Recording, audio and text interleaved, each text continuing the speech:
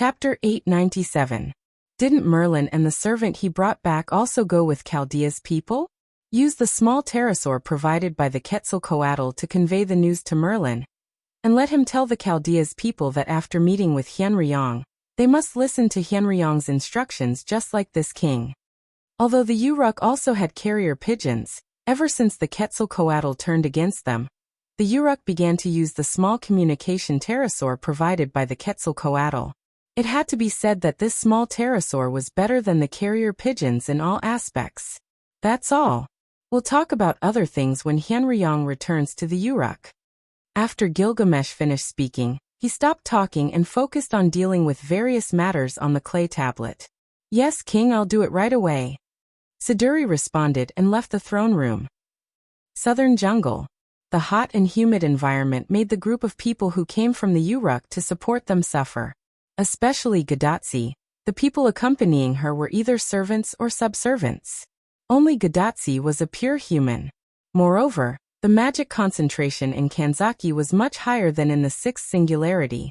If it weren't for the magic dress specially made for Gadatsi by Leonardo da Vinci, perhaps Gadatsi wouldn't be able to move so freely in this singularity. However, even with the magic dress, the magic atmosphere of Kanzaki and the humid tropical jungle still made Gadatsi breathless. Leopard Man-san, haven't we arrived yet? Matthew, who noticed that his senpai was quite uncomfortable at the moment, asked the servant leading them in front. The god Sama, who claimed to be the leopard man but seemed to be a comedic character. As Matthew understood, this servant looked like an older girl wearing a leopard costume. The item on the ground that looked like a spear was more like a large toy than a weapon. Right away, the leopard man, who was defined as a strange servant by Matthew, turned around and smiled at Matthew rather reluctantly. Matthew was already immune to the leopard man's joking, because she said this sentence several times. However, Matthew still noticed that the leopard man's expression was slightly depressed at the moment. Leopard Man-san, are you okay? Matthew, who fully displayed his little personality, asked with concern. It's okay. How could the leopard man be frightened by the earthquake just now? Ahahaha. There was no doubt that Miss Leopard Man was frightened. That was what Matthew judged. The appearance of the giant pillar of light caused the earthquake, and at that time, they happened to meet the leopard man outside the jungle who was about to lead them. Because the sudden earthquake was very close to the southern jungle, Gadatsi directly fell to the ground. Matthew barely supported his body to protect Gadatsi, so as to prevent the surrounding trees from collapsing and causing harm to Gadatsi. However, it seemed that the earth and trees in Kanagawa were extremely tough, and there were no signs of trees collapsing or the ground cracking. In the end, the leopard people, who had senses that surpassed that of wild beasts, were the ones who received the most severe effects, to the point of being ridiculously severe. The leopard man was so scared that he buried his head in the ground. Although this ostrich-like behavior was worthy of ridicule, what was more worthy of ridicule was that burying one's head in the ground should be more affected by the earthquake. After all, it was the earth that was shaking. In short, after the earthquake ended for some time, the leopard man pulled his head out of the ground in a daze, and he looked like he was about to leave. After that, when the leopard man led the way for them, he looked like he was trembling with fear. In short, the leopard man at this moment was very unreliable. Matthew, who understood this, sighed helplessly, but even if they didn't know when they would reach their destination, they still had to go on. Thinking of this, Matthew looked at the cloaked girl who followed them silently behind them. The servant who claimed to be Anna. Anna, who was good at using scythes, didn't panic much during the earthquake. She was almost unaffected by the earthquake. It could only be said that even if she was petite and looked weak, she was still worthy of being called a servant. Subconsciously, Matthew felt that he was still immature. As for the leopard man, Matthew subconsciously ignored her. Miss Anna, do you know where Merlin went? Matthew asked Anna. Originally, as a court magician, Merlin should have stayed in the Uruk temple to serve King Gilgamesh, but under King Gilgamesh's order, May as a court magician, and Anna followed Gadatsi and Matthew to the southern jungle.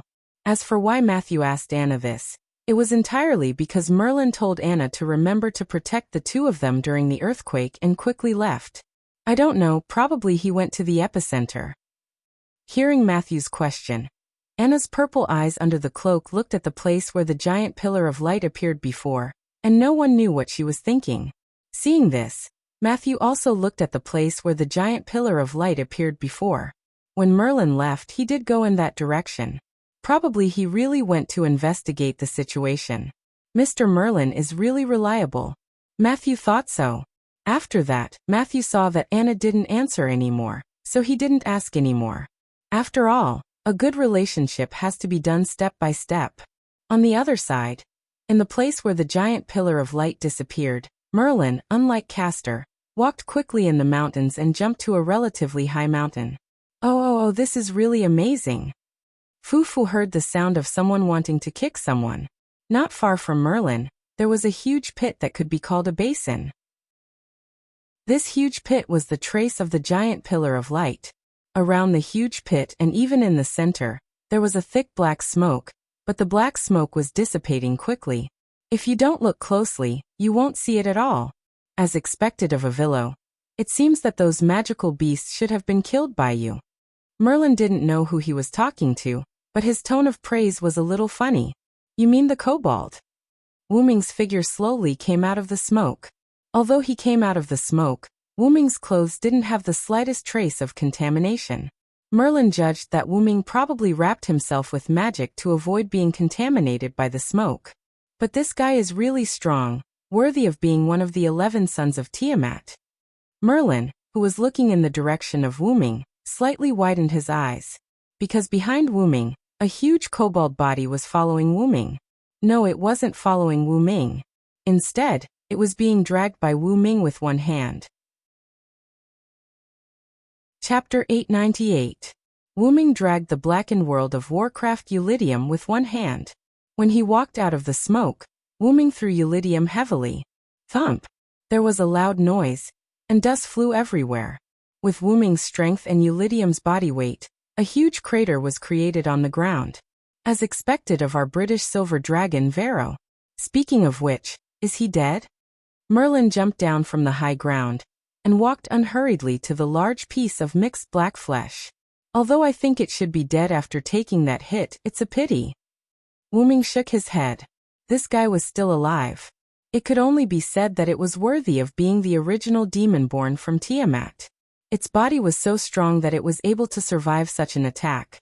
Wu Ming's attack just now was multiple super-level magic, and this guy was still alive.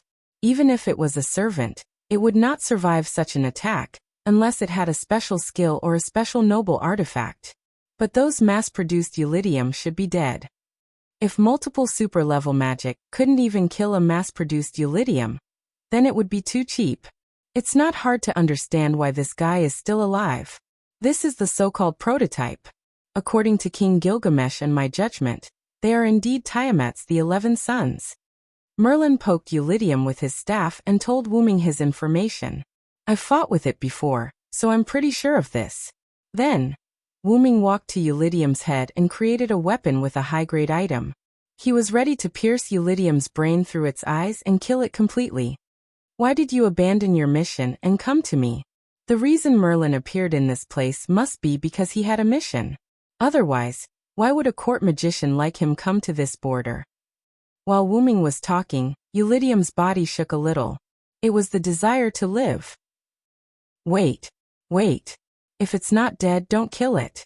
Merlin grabbed Wu Ming's hand and quickly stopped Wu Ming's action, saving Eulidium, one of the 11 sons of Tiamat. Eulidium, who was still conscious, heaved a sigh of relief. Thanks to the Mother Goddess, Eulidium could breathe more air between heaven and earth. It felt like he was in the embrace of the Mother Goddess. It's Tiamat's son, and it's an existence that can be communicated with. It's a pity to kill it. In other words, Merlin wanted to take Eulidium as a prisoner to obtain information? Let me say this first.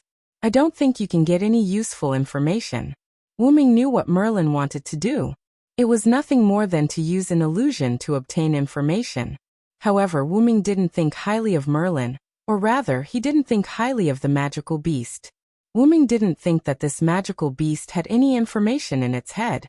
The plan of the magical beasts was nothing more than to attack the humans. As the saying goes, counter soldiers with arms, water with an earthweir. Silent Wonder wasn't exaggerating. Since Silent Wonder had returned, he wasn't afraid of not being able to stop the attack of the magical beasts, even if it was a strengthened version of the magical beasts. No, Villo. A lot has happened in the 6 months you left Uruk. The magical beasts have undergone earth-shattering changes, and they have caused a very serious impact on this world. At that moment, Merlin didn't care about Eulydium's presence. He told Wu Ming some things. Half a year ago, 11 magical beast commanders who called themselves the 11 Sons of Tiamat appeared. In order to eliminate the magical beast commanders, a magical beast commander attacked the Uruk and killed all his servants. The Sage King summoned new servants and established new defense systems in the sky, rivers, lakes, underground, and so on. Although it was just a general description and didn't explain the details, if the audience was Wu Ming, they would definitely understand. Don't think that it's easy for you to defeat Eulydium. This is a magical beast comparable to a god-level servant. Wu Ming was also aware of this fact. Previously, Eulydium had used only his body to resist the multiple supreme-level spells he had cast. Although Eulydium was already half-dead, the fact that he could withstand multiple supreme-level spells without dying was enough to prove his strength as a demon commander. Moreover, the servants summoned by King Gilgamesh basically killed a few magical beast commanders at the cost of 2 to 1, or even 3 to 1. That was why Gilgamesh chose to summon new servants. After all, there was a shortage of manpower. It seemed that the Uruk side was able to eliminate the magical beast commander that attacked the Uruk in a suicidal manner. It could be said that they took a big advantage. However, Wu Ming said this. I really didn't mean to underestimate the magical beast commander. He didn't underestimate the magical beast commander. This made Merlin feel very helpless, so Merlin continued to explain. Since the magical beast commander has good wisdom, then we can't treat the magical beasts as beasts. Merlin's implication was that they must treat the other side as a country where soldiers are magical beasts. Since they could capture one of the generals alive, naturally they couldn't kill it easily. They had to squeeze out the last bit of value before killing it. If this kobold Eulydium knew about this, he would definitely call Merlin a monster. Anyway, I didn't mean to refute you. You can do whatever you want. Shrugging his shoulders, Wu Ming walked to the side and removed the weapon in his hand. The weapon turned into blue magic particles and dissipated. Yes, you've helped me a lot, Merlin nodded with a smile, then walked to the front of Eulydium, who had lost the ability to resist. Then he gently tapped Eulydium's head with his staff. All right, Eulydium of Warcraft, relax. I'll be gentle. I'll take care of you like a dream. Then, Eulydium fell into an illusion that Wu Ming could not see. After about a minute or two, Merlin dispelled the hallucinating spell, and the last trace of Eulydium's life force dissipated. What did you do to it? Wu Ming glanced at the lifeless Eulydium, then looked at Merlin strangely. Ah, nothing. Merlin laughed proudly, which made Wu Ming speechless. It had to be said that in comparison, Merlin was even more ruthless than Wu Ming. Anyway, I've already obtained information about the magical beasts. Then Merlin quietly looked at Wu Ming. How about it, Philo? Do you want to hear it? Wu Ming snapped his fingers in response to Merlin. Pa. The instant he snapped his fingers, Eulydium's corpse instantly burst into flames. Although Eulydium had said that he wanted to eat Wu Ming was not perverted enough to eat Eulydium. However, the sudden burst of flames gave Merlin a fright. Clearly, this was Wu Ming's answer to Merlin's question. Okay, calm down, I'll tell you now. As the flames burned, Merlin told him the information he had obtained from Eulydium's mind. Chapter 899. The magical beasts are preparing to attack the North Wall and destroy it in one fell swoop. Is that so? Wu Ming replied to Merlin unhappily. After all, this didn't seem to be any important information. Not only that, the magical beasts are also preparing to launch a fierce feint attack on humans from the mountains in the northeast, the Persian Gulf in the southeast, and the highlands in the southwest. Depending on the conditions, they will turn the feint attack into their main force. If that's the case, we will be in danger. The strengthened magical beasts posed a great threat to humans. If 2 or 3 people could barely deal with an ordinary magical beast in the past, Now it would take nearly 10 people to deal with an ordinary magical beast. Moreover, if it weren't for King Gilgamesh calmly issuing new defense regulations and strengthening the defenses of the North Wall, and even other areas, the Uruk wouldn't have been able to hold on for more than half a year. But even so, the North Wall could only barely hold on. It wouldn't be surprising if it was broken through at any time. And if the number of magical beasts was large enough to besiege the Uruk from all directions, the humans in Mesopotamia would be completely finished. Merlin told Wu Ming about this analysis, and also some details about the magical beasts, reminding Wu Ming not to underestimate them. I see, it's already that serious. At this moment, Wu Ming had a thorough understanding of the current situation. Wu Ming even wondered if Gidia had made some changes to the last singularity. Then, Wu Ming realized a problem. Speaking of which, does the commander of the magical beasts want to break the agreement of the three goddesses and include the Quetzalcoatl in the attack? Or has the fact that the Quetzalcoatl changed sides been exposed? The mountains in the southwest were adjacent to the forest of the Quetzalcoatl. Even if they went around the edge of the Uruk, they would still be considered to have stepped into the territory of the Quetzalcoatl. However, if they did so, they would be considered to have crossed the border. Therefore, if they wanted to cross the border and attack the Uruk from the southwest, they would have to face the wrath of the Quetzalcoatl. Although the commander of the beasts was at the level of a deity, the Quetzalcoatl was still one of the three goddesses in the alliance, an existence equal to Gorgon. Since they were intelligent, they wouldn't do something so ridiculous. Because the goddess of the underworld is unable to leave the underworld, the magical beast commanders haven't had any designs on her for the time being. I don't know whether the feathered god has been exposed or not, but from Ulidim's memories, the feathered god has indeed been included in their list of targets to be destroyed along with the humans. Through Ulidim's memories, Merlin knew that there would be a new magic beast commander coming to support Ulidim, preparing to annihilate the humans along with the feathered god. As for whether or not the feathered god's betrayal of the three goddesses' alliance was exposed, Merlin had no way of knowing. If the feathered god has to face more than 3 magical beast commanders, I'm afraid it will be difficult for the feathered god to deal with them, Merlin judged.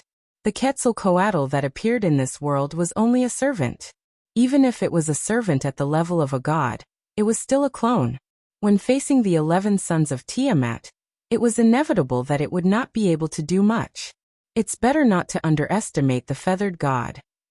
Wu Ming did not think that the feathered god, as the main deity of South America, would be weak. Although Wu Ming used Enkidu to capture the feathered god at that time, if the feathered god had refused, the result would have been unpredictable. The most important thing was that the feathered god's heart was with the humans. Wu Ming only told the feathered god the fact that there is still hope for the humans, so the feathered god finally chose to compromise. King Gilgamesh also has great expectations for the feathered god. After the feathered god defected to our side, Gilgamesh let the feathered god expand the scope of the jungle, including the entire south and southwest into the feathered god's jungle. This is to guard against the magical beasts that try to bypass the north wall from the southwest plateau. Letting the feathered god guard the southwest was part of Gilgamesh's defense plan. However, it's better to be cautious. The servants on the human side dared to gamble, but the humans could not afford to gamble at the moment. If they failed, it was likely that they would lose everything. I'll go back to Uruk first and see the king. The current situation was not something that Wu Ming and Merlin could decide. They had to discuss it with Gilgamesh. By the way, why did you come to the remote border? Merlin didn't answer this question from the beginning. If it wasn't for the fact that Wu Ming was going to Uruk to find Gilgamesh, he almost forgot to ask Merlin the purpose of coming here. Actually, I accompanied the people of Chaldea to support the feathered god. When Merlin said that, Wu Ming's eyes lit up. Sure enough, Tachika and the others have arrived. They just arrived in Uruk not long ago. After being trained by King Gilgamesh, they began to carry out the king's first order. And that order was to support the jungle in the south. Sure enough, the speed of time passing is not the same. Wu Ming said to himself for a while. The speed of time passing was not the same.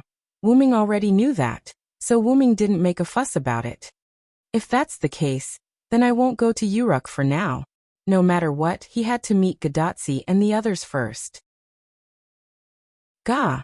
At this moment, a small pterosaur descended from the sky and came to Merlin's side. Oh, is this news from King Gilgamesh? Merlin untied the clay tablet fixed on the small pterosaur's back and handed it to Wuming. It must be related to you. You can take a look first. Indeed, as Merlin guessed, the clay tablet said that Merlin and Chaldea were to find Wuming and meet up with him. And they were to follow Wuming's instructions in the following operation. It's just for you to meet up with me. Wuming didn't read it out loud. After reading it, he crushed the clay tablet. Hey, I haven't read it yet. If King Gilgamesh knows about this, he will definitely blame me. Merlin looked like he was going to suffer. Don't I know you? Your skin is thicker than Chaldea. Wuming's implication was that Gilgamesh's scolding would not affect Merlin, and Merlin would still eat and drink as usual. As expected of my best friend Villo, you really understand me, ha ha ha. Merlin laughed shamelessly. Let's go find Tachika and the others. Ignoring Merlin, Wuming stepped forward and walked in the direction of the jungle. Not good. Merlin's sudden shout made Wuming turn around helplessly. What's wrong? Because I fell behind halfway. I'm not sure where the destination is, sorry. Merlin had an apologetic expression, but no matter how Wuming looked at it, Merlin's face was full of annoyance. If I'm not mistaken, it's Eridu. I've been there before, follow me. Thank you so much. As expected of my best friend. Accompanied by Merlin's strange laughter, the two entered the jungle from the opposite direction. Chapter 900. Oh, so this is Eridu. Sure enough, due to the influence of the jungle, everywhere looks like a primeval forest. Merlin, who had followed Wuming to Eridu, exclaimed in surprise. If it's as you said, then the leopard man has already brought Tachika and the others here. They're most likely here. Wuming walked into Eric Metropolis. The people who were working hard to make a living were shocked when they saw Wuming. It's Hyenryong-sama? Hyenryong-sama? Hyenryong-sama has come to Eridu. But I heard that Hyenryong-sama sacrificed himself to fight the demonic beasts. You idiot. Hyenryong-sama is such a powerful person. How could he sacrifice himself for something like that? I told you that's just a rumor. Hyenryong-sama is standing right in front of us. Hyenryong-sama. Ignoring some of the comments, the people of Eridu knelt down and started praying and cheering for Wuming. Wuming didn't stop the people from praying and cheering. Or rather, he couldn't stop them at all. This was the end of the gods' era, but the end of the gods' era was still in the gods' era. Stopping the people from praying, supporting, and cheering for the gods was the same as killing them. Therefore, Wuming didn't try to stop them. After all, everything had to be done step by step. Even if the gods' era was about to disappear, it was still the same. Wuming nodded at the people who were praying and cheering. He quickly left the place where the people were praying and headed towards the feathered serpent god's temple. You're so popular here, Merlin, who had also caught up with them, said in surprise as he walked beside Wuming. Although Wuming was well liked in Mesopotamia as a Hyenryong, the humans in Idu treated Wuming a little too well. After all, I was the one who pulled the Quetzalcoatl into the alliance. Only then did the Quetzalcoatl promise not to terrorize Eric Metropolis and UR. They must be very grateful to me for that. Wuming did not think much of it. However, it was precisely because the Quetzalcoatl was no longer terrorizing them that Gilgamesh was relieved to let the Quetzalcoatl manage the southern cities temporarily. In that case, the feathered serpent god will become your stepping stone. Wuming only smiled at Merlin's debauchery. Be careful, the feathered serpent god might hear you and give you a wrestling combo. At that moment, Merlin put away his smile and became serious, which was rare for him. However, it was not because Merlin was afraid of the feathered serpent god's wrestling combo, but because Gadotsi and the others appeared. Assassin, Senior Villo? Gadotsi and Mashu looked at Wuming in surprise. They fell into a state of shock. Long time no see, Tachika Matthew. After leaving the residential area of Idu, Wuming, Merlin, Gadotsi, and Matthew went to the special house that the leopard man prepared in advance for Gadotsi and the others near the temple of the feathered serpent god. They sat around a stone square table. Originally, Gadotsi and Matthew were resting here, but the people working near the temple bustled toward the city center. And while running, they said, Hyenryong-sama is here. After that, the two, who were not familiar with Hyenryong, learned from Roman that Hyenryong was the most mysterious and powerful god among the Sumer gods. Hyenryong should also be a servant. I detected a very dense mana source here, which is probably emitted by Hyenryong. According to my judgment, Hyenryong is probably one of us. The two, who were a little interested in Hyenryong, and Roman proposed to meet this one of us, so Gadotsi and Matthew went out of the house to see what Hyenryong looked like. As a result, they didn't see Hyenryong, but they saw an acquaintance. At this moment, Gadotsi, who was in a good mood, took the initiative to ask a question, regardless of whether Hyenryong was Hyenryong or not. Assassin, did you come here to help us? How did you come to this singularity? Matthew was also quite curious about this. The Winterwood singularity aside, the American singularity appeared because of Queen Maeve, who held the Holy Grail. And Wuming could appear in the Middle East singularity probably because he should be the same as Bedivere. At this moment, the Villo Senior, who could appear in the Mesopotamia singularity in BC, made Matthew quite curious. It's normal that you don't know. Wuming didn't tell the two about his other identity, and when they met just now, Wuming had left the city center, and there were no citizens praying around him. Gadotsi and Matthew didn't know the identity of Wuming and Hyenryong. Actually, before Wuming could say anything, Merlin rushed to answer. He's a local, it's normal for him to appear here. And Merlin, who rushed to answer, was still playing dumb and keeping them in suspense. Mr. Merlin, what does this mean? Matthew was quite puzzled. Not only Matthew, but Gadotsi was also puzzled. Then Gadotsi looked at her bracelet. Doctor, do you know what Merlin means? However, Roman, who was in Chaldea, didn't answer. Doctor? Doctor? Mashu also shouted a few words. Is he asleep? Gadotsi guessed. Yes, this is the almighty Leonardo da Vinci. Dr. Roman found it difficult to accept the reality and went to make coffee. Let this genius answer your doubts. Leonardo da Vinci's voice came from the bracelet instead of Roman. According to the test, the magic source that was suspected to be Hyenryong was actually emitted by the Villo. In other words, Dr. Roman's judgment was wrong. Gadotsi and Matthew didn't think there was a problem.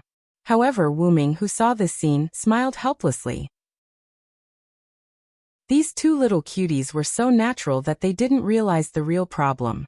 Merlin, too, burst out laughing at this. What's the problem? Gadotsi was even more puzzled. She felt that what the others were discussing was not the same as what she and Matthew were discussing. In the end, Leonardo da Vinci told Matthew and Gadotsi the correct answer. Tachika, Matthew, it's not that Roman's judgment was wrong, it's because the Villo is Hyenryong. Leonardo da Vinci shut his mouth. Wuming shook his head helplessly, and Merlin also stopped laughing. The whole room was replaced by silence. In other words, the Villo is the mysterious Uruk Hyenryong. Dr. Roman, who came back from making coffee, said in shock.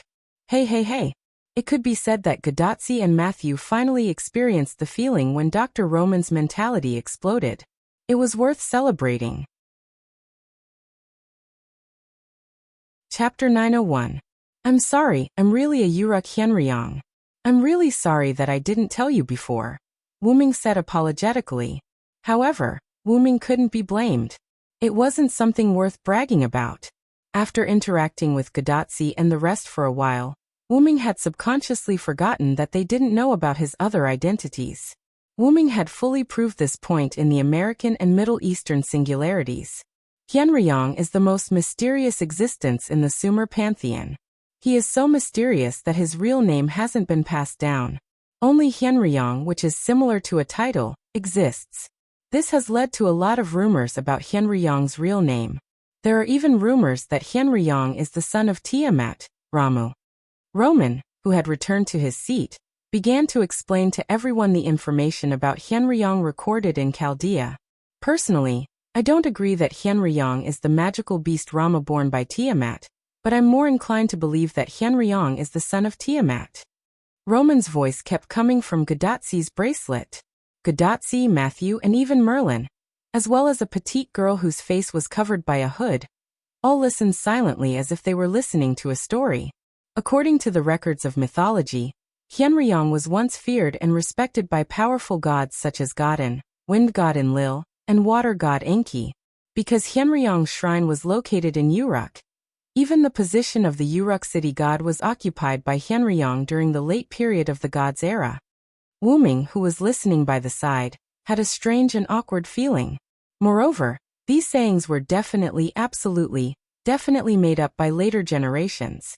He had clearly left before Gilgamesh found the elixir of immortality, and he had no intention of competing with Ishtar for the position of the Uruk city god. Many people think that Hyenryong was treated so politely by the gods because of his noble birth. Only the son of Tiamat could be respected by Godin. In addition, Hyenryong did not pass down his real name. Therefore, some people think that Hyenryong's true form should be Tiamat's son, Ramu. But doctor, I remember that there are two Ramu, right? Matthew had doubts about this. Indeed, as Matthew said, there are two existences named Ramu in Mesopotamia. One is Ramu, who was also the son of Tiamat, and gave birth to Godin and wind god Enlil. The other is Ramu, one of the 11 magical beasts that Tiamat gave birth to. However, these are just rumors and the credibility is not high. Looking at Gadotsi and Matthew nodding like students in class, Wuming felt more than a little embarrassed. Not only were they rumors, but they were also completely fabricated by the later generations. Wuming did not interrupt Roman's scientific explanation. He just kept complaining in his heart. Although it is unknown when Hyenryong appeared in the eyes of the people, the period when Hyenryong faded from the eyes of the people was the period when King Gilgamesh was in power. That was the period when the gods gradually disappeared, and the era of the gods gradually declined. According to the records, Hyenryong personally destroyed his own temple, hoping that humans would walk the path of breaking away from the gods. Although there were gods who agreed to the separation of humans and gods, their intentions were not strong. Hyenryong could be said to be the only god who took the initiative to strongly advocate for the separation of humans and gods. Wuming nodded silently. Although there was some content in this statement that was fabricated by the later generations, it was generally not much different from Wuming's thoughts. Wuming, who was an outsider, was included in the Sumer divine system. But even so, he was still not a god of Mesopotamia. Wuming, who had strong modern thinking, naturally advocated the separation of humans and gods. Therefore, although Hyenryong was revered by the other gods, there were not many who interacted with him. Hyenryong spent more time with humans, especially the hero king Gilgamesh. It was said that Gilgamesh was taken care of by Hyenryong when he was young. The relationship between the two could be said that Hyenryong was Gilgamesh's adoptive father. Wuming took care of the female Gilgamesh in the parallel world. Although that was the case, after the adjustment of the suppression force, as long as it was a world with the shape of the moon, regardless of whether it was a parallel world or not, there would be myths related to Hyenryong in Mesopotamia. Logically speaking, before Wuming came to this singularity, he had no contact with this male Gilgamesh. But whenever Wuming communicated with him, he felt a sense of familiarity, as if he had really taken care of this singularity before. Senior Villo is actually King Gilgamesh's adoptive father? Matthew, who understood this, was quite surprised. As for why he was naturally surprised by the sense of strangeness in it. The great silver dragon of Britain, the first knight of the Round Table, was actually the adoptive father of the most ancient hero King Gilgamesh in Mesopotamia. How could it not be strange? Roman also sighed helplessly. The legend of Villo Saransword, a knight of the Round Table, is that of a dragon who transformed into a human. Now it seems that this is not a legend but a fact. Probably Hyenryong went to ancient Britain after leaving Mesopotamia.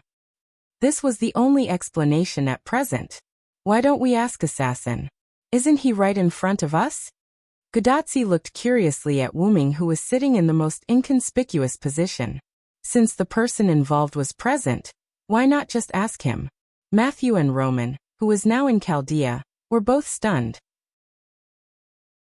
Because of Wuming's silence at the beginning, coupled with Roman's extensive scientific knowledge, Matthew and Roman had subconsciously forgotten that the person involved was present at the scene. It seems that is indeed the case. Matthew smiled awkwardly. Yes. Why didn't I think of it? Damn it. Roman's deafening voice made Gadotsi subconsciously move her arm away. Great, it's good that the person involved is present. I really don't understand why the Uruk Hyenryong is a Knight of the Round Table Villo. Sumer turned out to be a Knight of the Round Table. This is so strange. Is it really okay for you to be so agitated? Wu Ming silently complained. You'll die of overwork if you're too conflicted, Roman.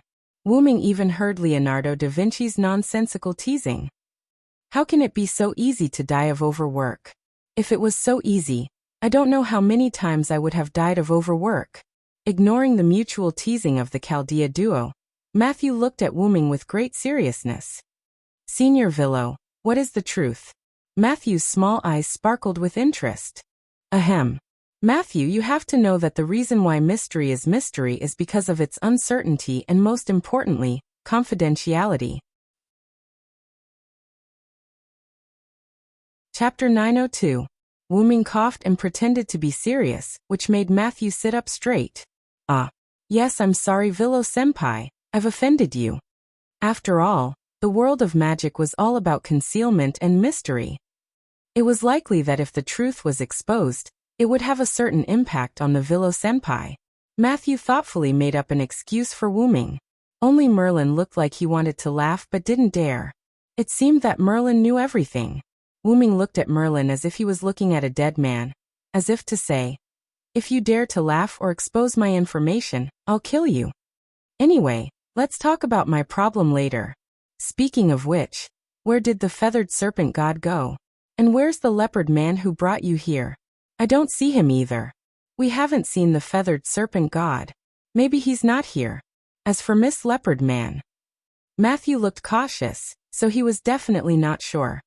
After the leopard rested for a while, he roared and ran into the forest. The one who spoke was Miss Anna, whose face couldn't be seen clearly. Miss Anna, I'm sorry, I didn't notice you coming. Matthew was startled by Anna's voice, and he apologized guiltily. It's okay. It seemed that Anna didn't mind it very much.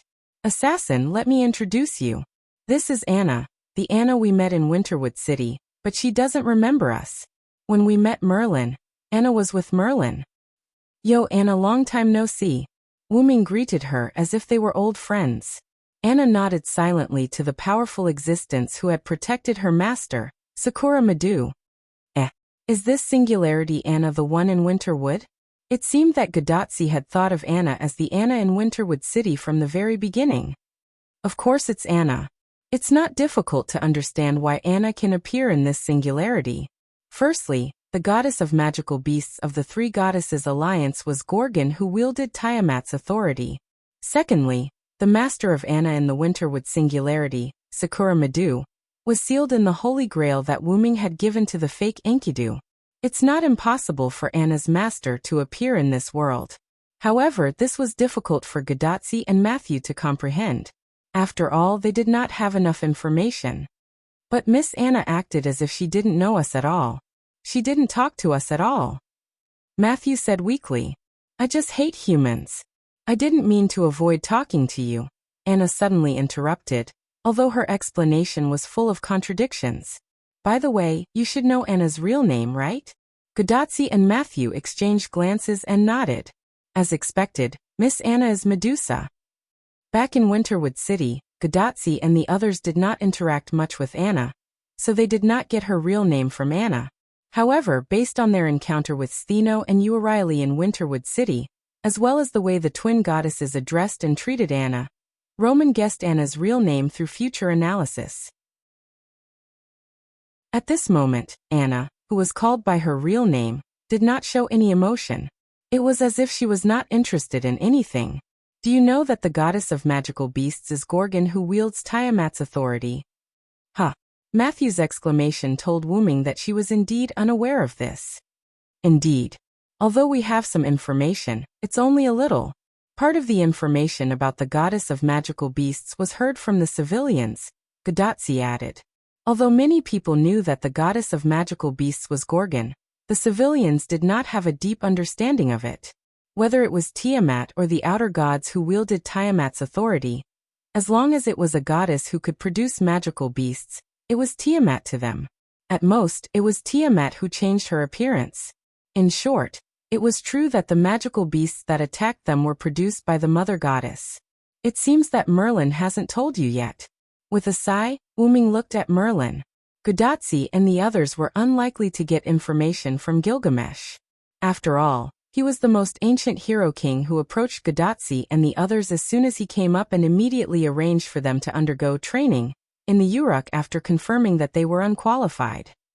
However, if it was Merlin, he should have known about this piece of information.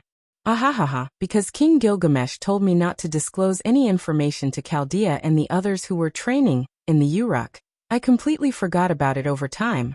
Merlin laughed and scratched the back of his head proudly. In short, let's analyze the current situation now. The scientific meeting immediately turned into an intelligence meeting, and Roman also abdicated his position and stopped talking. The Three Goddesses Alliance is the goddess of the underworld in Mesopotamia, the Quetzalcoatl in Central and South America, and the Greek goddess of monsters Gorgon who holds Tiamat's authority. Gudatsi and Mashu nodded. They were not surprised. It seemed that this was part of the information they had. The Quetzalcoatl was betrayed by me, and the goddess of the underworld can't leave the ground. The biggest threat is the goddess of monsters, Gorgon who holds Tiamat's authority. In the face of this biggest threat, my last spiritual base attempted to perish together with Gorgon's spiritual base, but unfortunately, the fake Enkidu came and stopped it.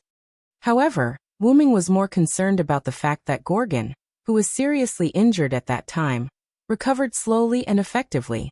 Was it the influence of Tiamat's authority, or something else?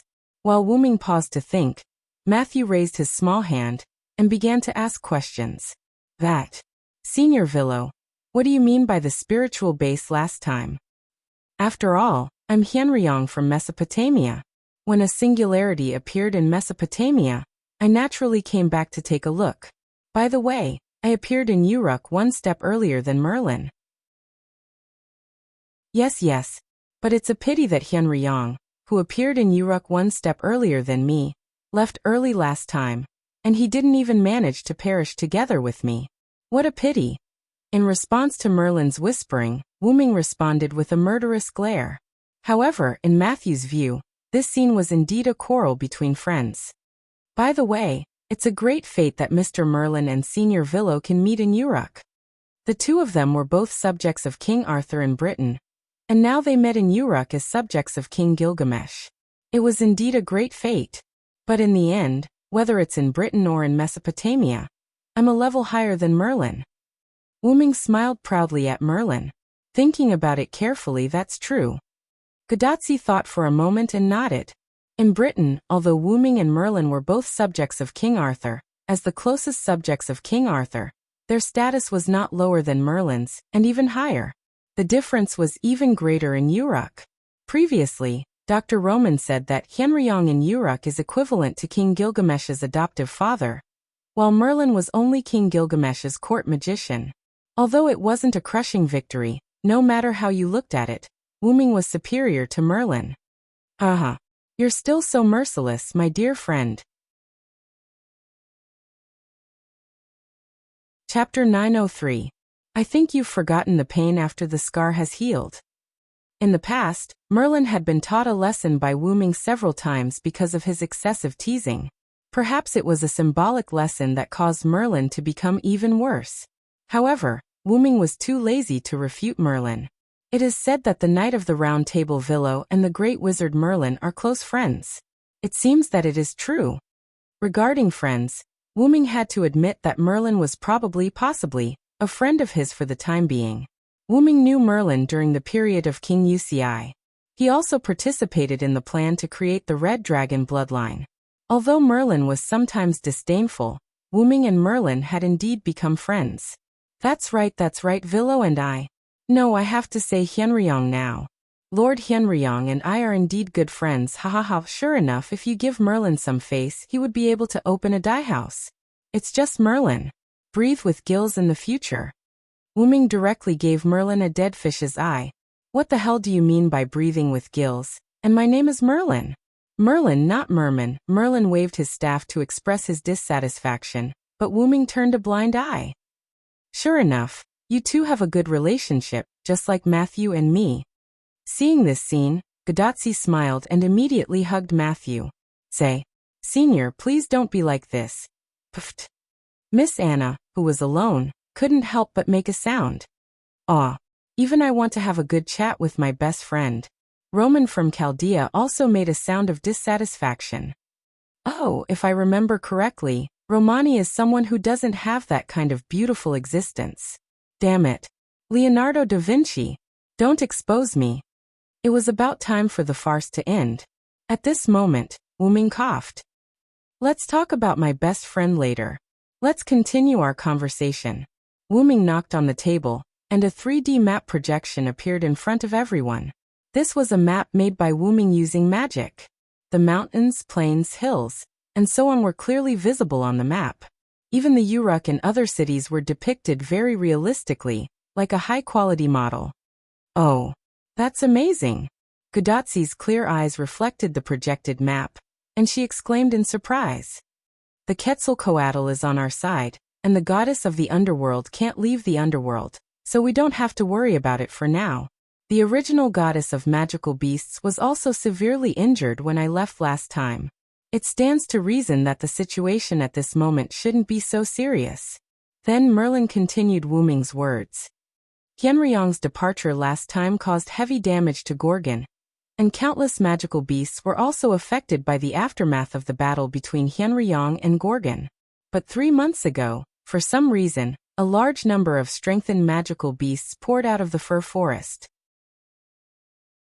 Not only did their physical fitness and size increase, but there were also new types of magical beasts.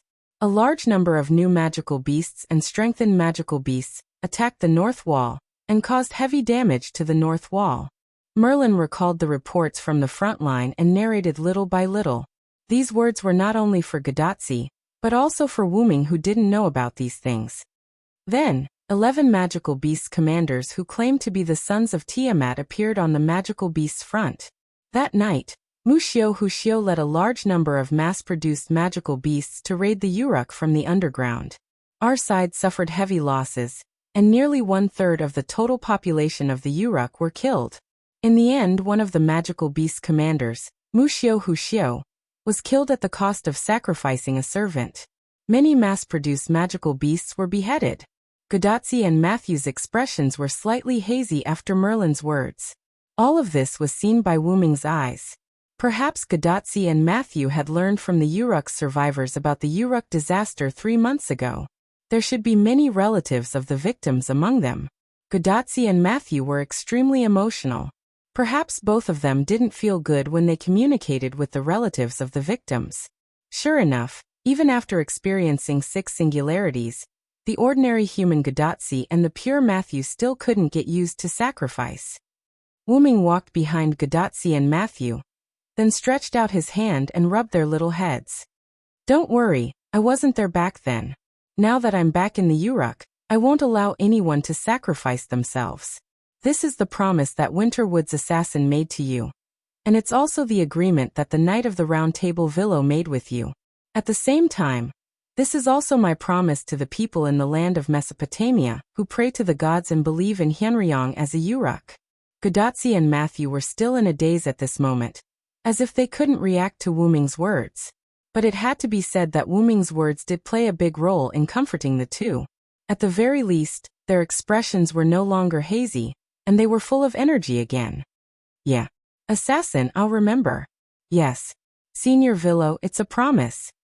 On the side, Anna, who saw this scene, was thinking about something, and at the same time, it attracted Wu Ming's attention.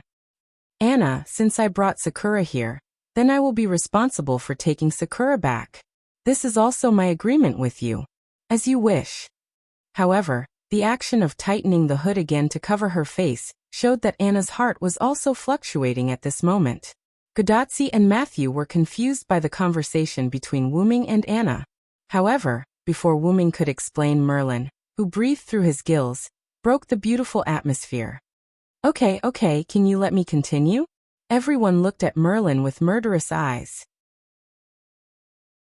Not only that, but Chaldea's Roman also scolded him. Merlin, you bastard, you really don't know how to read the atmosphere. You're as bad as the records say, damn it. Roman, who had been monitoring the situation in Chaldea's control room, was originally relieved. After all, Gadotzi's happy mood was still helpful for Gadotzi's safety. After all, there was a risk when humans performed rayshift, and they might completely disappear into the past.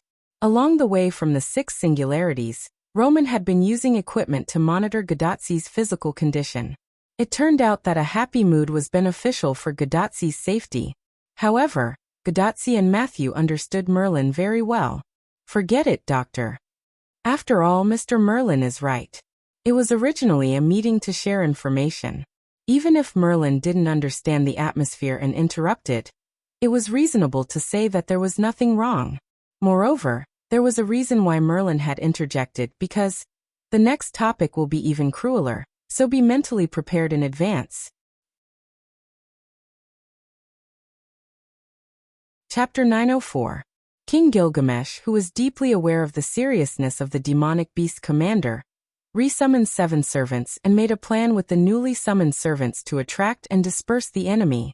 Together with the remaining servants of the previous summons, a total of 10 servants were dispatched to launch a decapitation operation on the demonic beast commander. 10 servants. Matthew and Gadotzi were really shocked. After all, the number of servants was indeed too many. Although Gadotzi and Mashu did encounter a lot of servants in the first few singularities, those servants were either alone or in small groups. At most, Gadotzi could gather a lot of servants around himself with his master's identity. But in this singularity, King Gilgamesh, as a human in the singularity, had 10 servants under his command. How could this not be shocking? So that's why King Gilgamesh is sitting in Uruk as a magician. Roman from Chaldea also made a reasonable judgment on the posture of the Sage King. It was because of the need to command the people that the Hero King became the Sage King. It was because of the need to summon servants to resist the demonic beasts that Gilgamesh changed from a warrior to a magician. So the supply of magic for so many servants is supported by King Gilgamesh alone. Matthew's question made Gadotzi aware of the problem.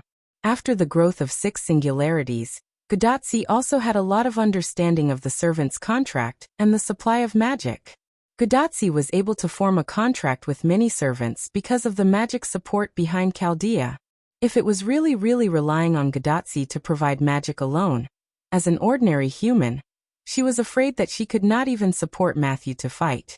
However, this was not Chaldea, but Mesopotamia in BC, and Gilgamesh did not have the magic support behind Chaldea like Gadotzi.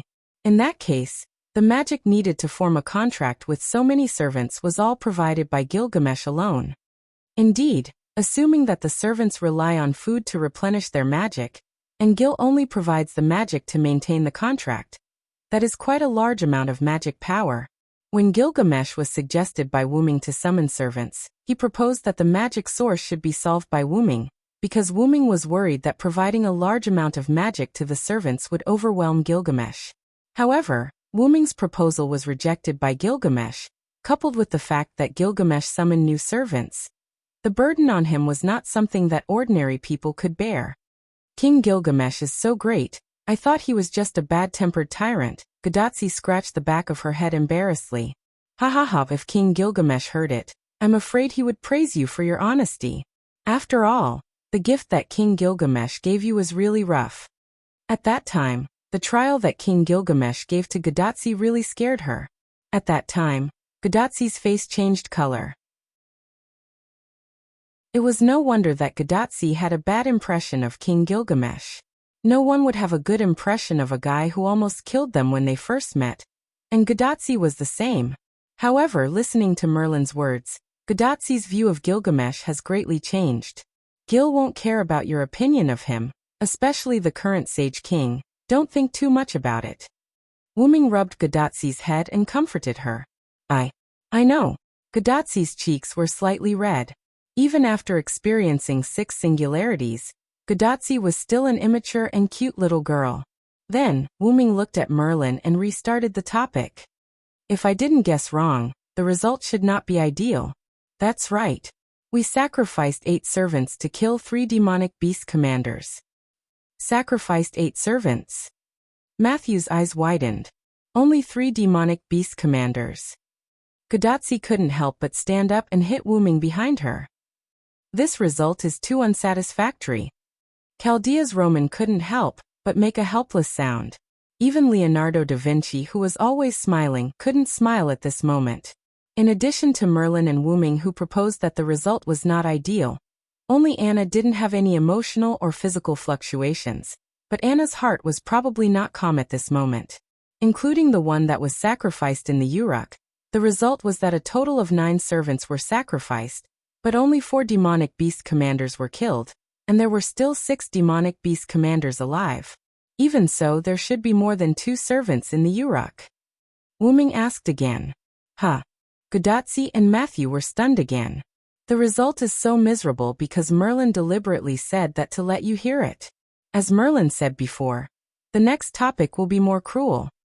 In short, Merlin did it deliberately. As Wu Ming spoke, he glanced at Merlin, who was wearing a mischievous smile.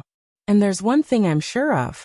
Merlin definitely won't participate in the decapitation operation. So he won't be one of the surviving servants. In that case, the number of servants left in Uruk must be more than 2 mounts. And since there were more than 2 servants left, how could there be only 3 servants left? There must be more than that. Ha ha ha, well said. You are indeed my best friend. At this moment, there are still 10 servants left on the human side. There are still 10 servants left. This number is very optimistic for the current situation. This time it was Roman's voice. Roman is right. After all, there are only 7 servants in the ordinary Holy Grail War. Wu Ming said in agreement. Then Wu Ming looked at Merlin again. But you should have counted me, Merlin. Of course, after all, you are indeed a servant on our side, aren't you? Sure enough, Merlin was still the strongest when it came to trickery. Matthew and Gudatsi looked at each other. If that was the case, it was really bad. Perhaps Matthew, Anna, and even the leopard man were also included. But it seemed that Merlin was right. In short, let's talk about the remaining servants in addition to the few of you here. As the saying goes, know yourself and know your enemy, and you will never be defeated. First of all, one must know yourself. In addition to you, me, Matthew, and Anna, there are Quetzalcoatl, Leopard Man Leonidas I, who is in charge of defense in the North Wall, Nuwakamaru and Musasobo Benkei, who are in the Uruk under the command of King Gilgamesh, and the last one, Zhuge Kong Ming. Zhuge Kong Ming. Chapter 905. Mr. Merlin, are you talking about Zhuge Kong Ming? Is it the military advisor from ancient China? Gudatsi and Matthew asked Merlin. Yes, it is the military advisor of the Shu Kingdom in ancient China, Zhuge Kong Ming. And the defense plan for the Uruk and the surrounding areas that were not invaded by the demonic beasts was discussed by King Gilgamesh and Zhuge Kong Ming. After thinking about it carefully, it was indeed a reasonable explanation. After all, if it was really all up to King Gilgamesh, and he had to think about so many problems, he might really die from overwork. I heard that the military advisor had been guarding the Shu Kingdom until his death, not letting it be annexed by the powerful Wei Kingdom. It seems that Mr. Kong Ming is quite good at defense. In Matthew's view, being able to resist the demonic beasts in a situation where the human forces were so weak, and the people in the Mesopotamia could survive, and even live in peace and contentment, not only highlighted the military advisor's resourcefulness, but also reflected the military advisor's achievements in guarding the Shu Kingdom until his death. Having said that, don't forget about the king of the Uruk who wanted to carry the world on his back, Matthew. Maybe Zhuge Kong Ming did play a big role, but Gilgamesh's role was certainly not less than Zhuge Kong Ming's. Villo Sr. is right. To be able to summon so many servants to resist the demonic beasts and establish the North Wall, King Gilgamesh is indeed not as good as Zhuge Kong Ming. It was not an exaggeration. In Wu Ming's view, even without Zhuge Kong Ming, Gilgamesh could still resist the attack of the demonic beasts and still ensure that the people under his rule could live in peace and contentment. But the price may be accelerated to death from overwork. By the way, We also met Zhuge Kongming when we were in the winter with Singularity. Do you remember Assassin? I don't know if it's the same person. Gudatsi thought of the Zhuge Kongming who used the modern magician's body in the winter with Singularity. Maybe it's the real Zhuge Kongming Sr. Matthew also discussed with Gudatsi. However, whether it was the pseudo-servant Zhuge Kongming or the real servant Zhuge Kongming, they were the same person, just different in appearance. Mr. Merlin, what kind of person is Zhuge Kongming? Matthew turned to look at Merlin. As the court magician of King Gilgamesh, Merlin should know the situation of Zhuge Kongming. Unfortunately, I only know that Zhuge Kongming is a person wearing a China-style robe. Because I was often asked to run errands by King Gilgamesh, I didn't have much contact with Zhuge Kongming.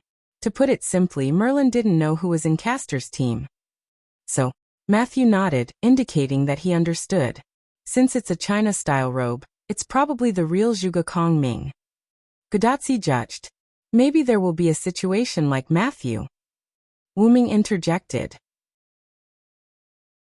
Last time, Zhuge Kongming hid Emilotu's consciousness and used Emilotu's body, clothes, and habits. However, a pseudo-servant could also let the original personality of the body dominate the body. Although Matthew was not a pseudo-servant, Matthew's identity was a sub-servant, which had the same effect as a pseudo-servant. When Matthew used the power of Galahad, the clothes on his body would turn into purple armor.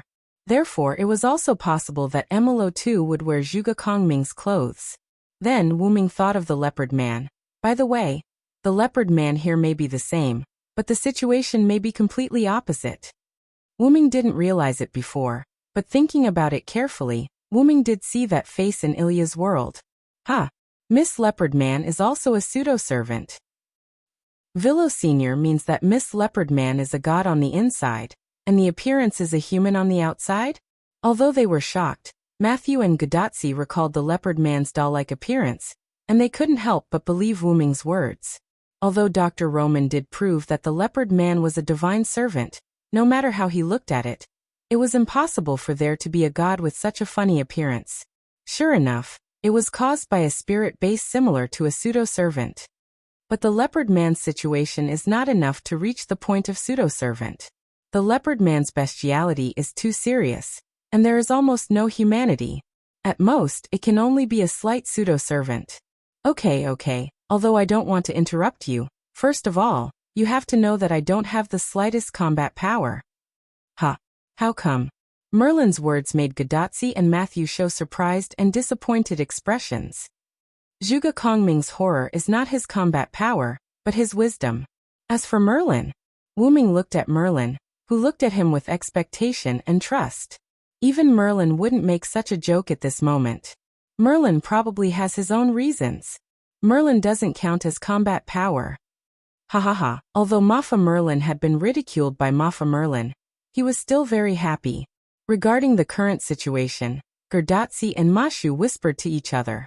I feel that Mr. Merlin is so pitiful. It turns out that Mashu also thinks so. At this moment, the current meeting was almost over, and Wuming also spoke at the last moment. In short, since the military advisor is in the Uruk, no matter how bad the situation is, the Uruk will probably be fine, Wuming said with a kind smile. Looking at Wuming's kind smile, Gudatsi, Matthew, and even Anna felt a chill down their spines. In other words, we can be bolder. When Wuming said this, Gudatsi and the others felt even more chills down their spines. So Lord Hyunryong, what new plan do you have? Merlin also looked at Wuming with a smile, but at this moment, Merlin's smile was more and more similar to Wuming's in the eyes of Gudatsi and the others. It wasn't unreasonable for these two guys to be best friends. This was the so-called birds of a feather flock together. Let's go and conquer the useless Venus goddess.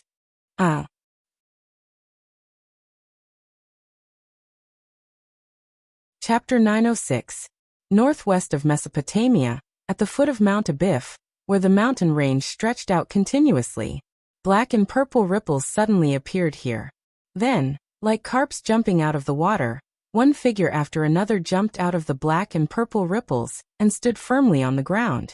There was a black-haired, red-eyed youth wearing the common male clothing of this era, a white-haired, white-haired nightmare holding a wooden staff, an orange-haired girl with a single ponytail wearing a special magic dress, and a cute girl wearing a slightly revealing purple armor with one of her eyes covered by a fringe. The newcomers were Wuming, Merlin, and the slightly reluctant Gadotsi and Matthew. The four of them all arrived at the foot of Mount Abiff. Is it really okay for us to leave Miss Anna there like this? Matthew, who had his feet on the ground, was the first to speak uneasily and slightly embarrassed. It's okay, Matthew. This is also Anna's idea. Wuming was right. This was indeed Anna's idea. Previously, when Wuming was prepared to bring Gadotsi and the others to cause trouble, to attack the Venus goddess, Anna expressed that she was not interested in it. She would rather stay and help clear out the monsters in the surrounding area. After all, Wuming was not an unreasonable person. Since Anna had volunteered to stay, Wuming did not ask the others and agreed like a dictator. Don't forget that we received King Gilgamesh's order to support the feathered serpent god. Leaving one of us there means that we have indeed played a role and completed the mission. Also, we can inform the feathered serpent god and the leopard man that we have temporarily left. Moreover, Anna was the one who suggested it. This is killing 3 birds with 1 stone, Merlin explained. But, if we do this half-heartedly, is it really okay for us to complete King Gilgamesh's mission? Will it ruin King Gilgamesh's plan? Not only was Matthew worried about this, but so was Gadotsi. Matthew is right. Sigh, I don't want to be given another trial by King Gilgamesh when I go back. Gadotsi said as her face turned pale, as if she was recalling the life and death trial. Facts had proven that even if one's perception of a person changed, the fear of that person would not disappear in a short time. Don't worry. If anything happens, I'll take care of it. Wuming walked to the 2 of them and patted their heads. His tone was rather confident. Anyway, Gilgamesh had asked the pterosaur to send over the clay tablet that Gadotsi and the others had to listen to his commands after meeting him. Wasn't it Wuming's order to capture the Venus goddess? Gadotsi and the others were indeed listening to Wuming's order. So Gilgamesh wouldn't blame Gadotsi and the others. Everything would be taken care of by Wuming. Senior Villo, I think we should be more cautious. After all, there are still 6 commanders among the demonic beasts. I'm a little worried about Anna alone. Worried that Anna will be in danger alone? Wuming guessed and continued Matthew's words. Matthew nodded.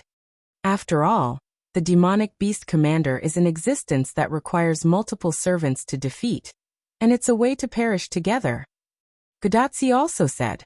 It was normal for Gadotsi and Matthew to be worried. The data was clearly there. Seeing this, Merlin had to stand up and boost their morale.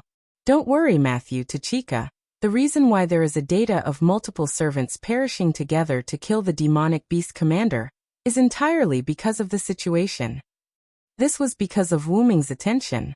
After all, Wuming wasn't very clear about the specific content of it. What do you mean by this? At that moment, they didn't move toward the Abiv mountain, but they found a place to sit and sat down. One of the demonic beast commanders, Wuxia, appeared from the Uruk underground and attacked the Uruk. He didn't cause much damage to the Uruk, and he was completely killed by his own pride. After all, Gilgamesh was in charge of the Uruk, and there were many servants. A single demonic beast commander couldn't set off a storm in the Uruk at that time. At the same time when Merlin paused, Matthew, who was like a student listening to a lecture, raised his hand. But Mr. Merlin, you said that at that time, a servant was sacrificed to kill the demonic beast commander, and nearly 1/3 of the population in the Uruk city was killed. However, Merlin shook his head. The so-called sacrificed servant was Okita Soki, who was a saber. Okita Soki was seriously injured after the war, but he didn't die. He would recover completely after a few days of rest. However, Okita Soki's skill, Frail, was activated at that time. At this point, Merlin paused and did not continue. However, even if Merlin had said this, everyone more or less understood. Don't tell me. Matthew looked inconceivable. Don't tell me. Gadotsi's whole face was filled with an inconceivable expression. It can't be right. Wu Ming remembered that when Okita Soki was first summoned, he did spit out blood. And from the name of the skill, Frail, it could be said that the effect of the skill was obvious. Yes, because of the activation of frail. Although the injury was serious but not fatal, it directly became a fatal injury. The most fatal injury to a servant was the broken spirit core, and that was the end of the servant's life. This Roman, who was in the Chaldea control room, was stunned. He even stopped recording what happened in the singularity. It was completely unimaginable that there would be a servant who was forced to leave because of a skill.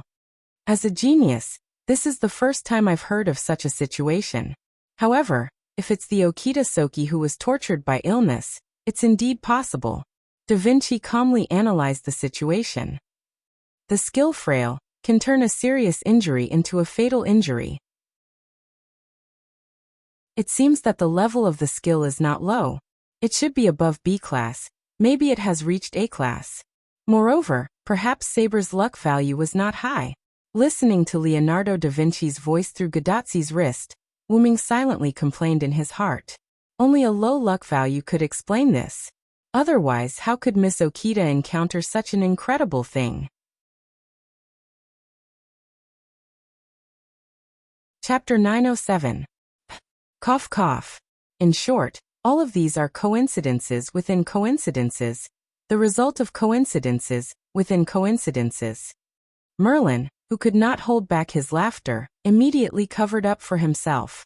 Gadazzi and the others did not pay attention to Merlin's fleeting laughter. They were still puzzled by the fact that a servant would die under their own skills.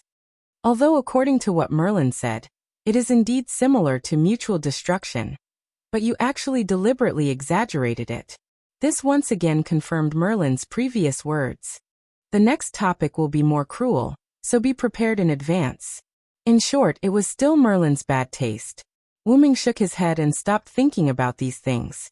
The reason why a servant in Muxiu and Huxiu mutual destruction was figured out. Then the next thing was, so why did 8 of the 10 servants who carried out the decapitation operation, and only 2 of them came back?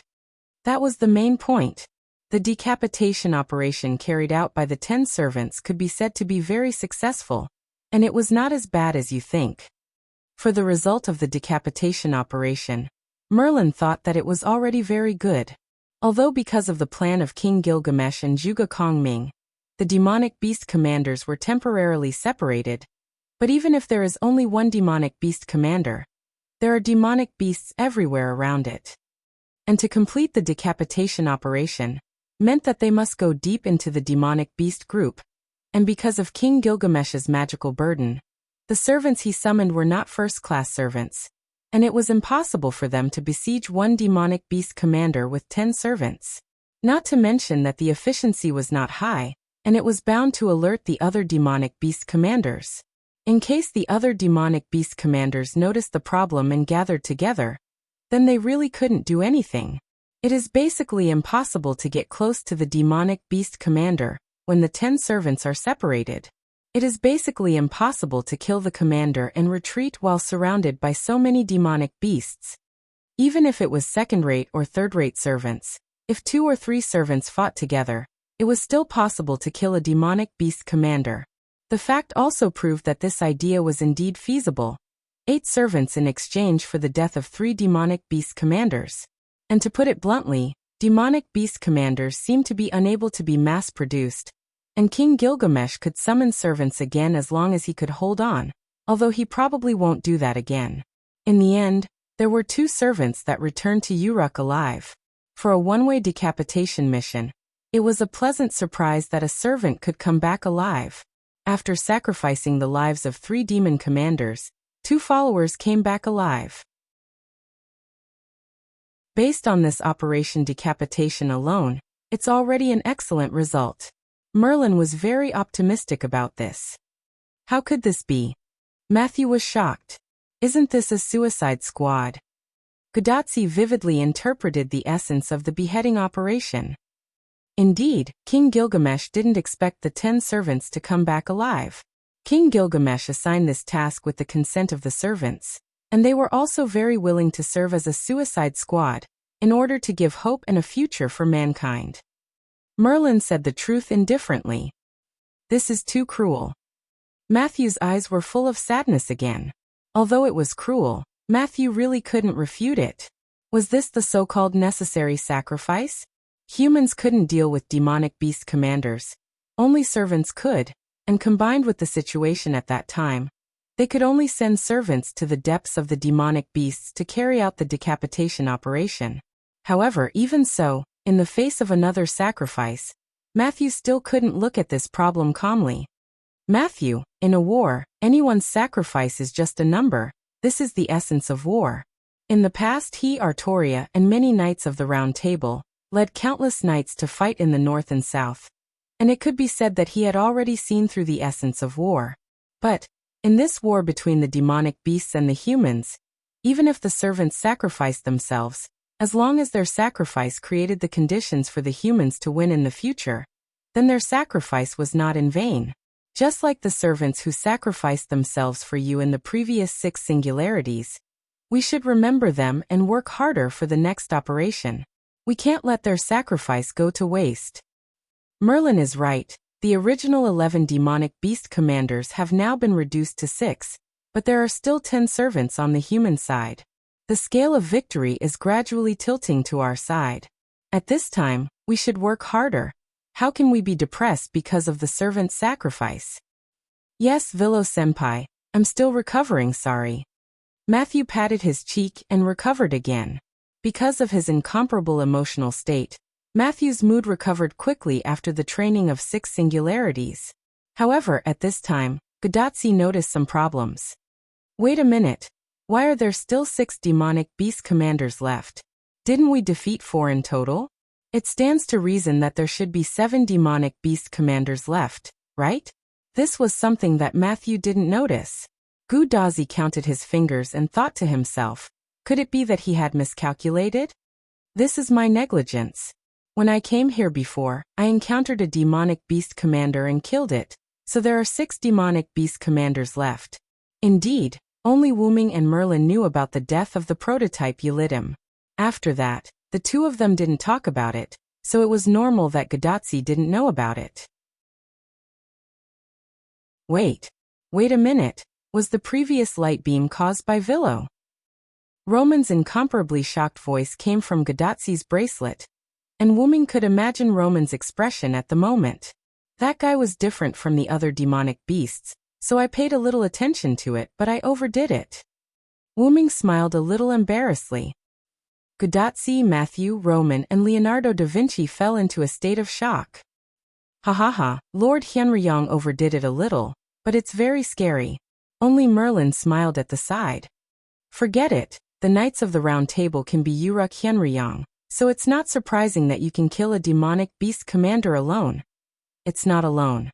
That Yulidim has quite a few mass-produced Yulidim by its side. Although Wuming really didn't care about them, they were indeed destroyed by the aftermath of Wuming's attack.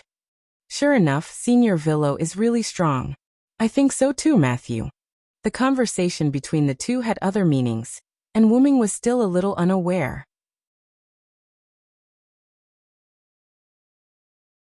Chapter 908. Godatsi and Matthew whispered to each other about Wuming's unconsciousness. Regarding the Uruk Hyenryong's lack of awareness of his own power, I've recorded this as well as the previous incident where his servant was killed by his own skill. Although Roman was stunned when they were talking about Okita Soki, he still recorded everything that should be recorded. Not to mention that this news was a miracle to the magic world. All the actions in the singularity had to be recorded in the database. I'm just telling the truth. However, the fact that I was able to eliminate a major monster commander so easily is probably because the other party underestimated me. Being able to withstand Wuming's multiple spells was indeed a testament to the strength of the major monster commander.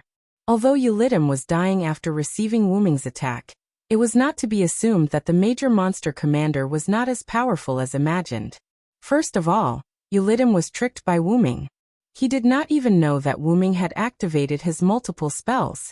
If Yulidim had been prepared, the outcome would have been uncertain.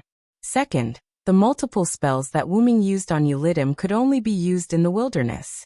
If it were in a city or a place with a lot of people, Wuming would definitely not dare to use this trick. Although the impact of multiple spells was not as great as the nuclear bombs in human society in the later period, it could still cause a certain amount of damage. The originally peaceful plateau had now been turned into a plateau basin by Wu Ming's attack. The range of this spell was too large. Not to mention the impact of earthquakes. If it was released in a city, it would be almost impossible for any human to survive. In short, this trick could not be used so easily in the future. Even if it did not affect humans, if there were earthquakes or something like that every day, humans would be scared half to death. How would they be able to fight major monsters then? For war, individual bravery was not the key. The easiest way was to rely on the soldiers at the bottom. Only when they had enough momentum and vigor could they fight a tough battle. However, once Wu Ming had too many concerns, the difficulty of dealing with major monster commanders would definitely increase.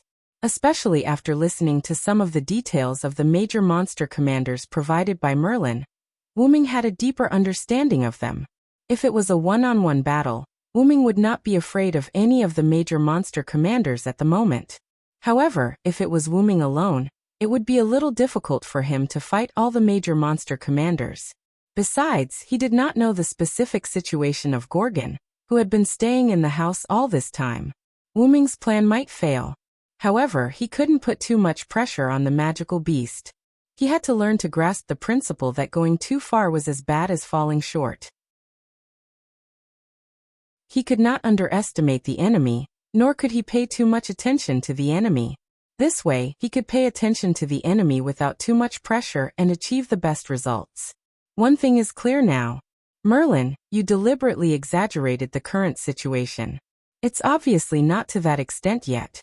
There should be a limit to your jokes. Gudatzi and Matthew, who agreed with Wu Ming's words, nodded, and then looked at Merlin with indifferent eyes. I'm just trying to make everyone feel more threatened. Why are you treating me like a bad guy? Alas, it's hard to be a good person. Gudatzi and Matthew were a little moved by Merlin's words. Moreover, if Wu Ming did not know Merlin well, Wu Ming might have been deceived too. In short, although the major monsters are very powerful, our forces are not weak either. You don't need to worry about Anna. After all, that is the territory of the Quetzalcoatl. Thinking of the Quetzalcoatl who once showed him great respect, Wu Ming had to admit that as a god, that guy was completely qualified. Don't underestimate the Quetzalcoatl. With the Quetzalcoatl, unless Tiamat appears in person, the southern jungle will be a very safe place. Yes, we understand. Gudatzi and Matthew stood up and saluted Wu Ming, like primary school students who listen to their teacher. Then, let's go and head to the temple of Abiff Mountain. Then the four of them set off to climb Abiff Mountain.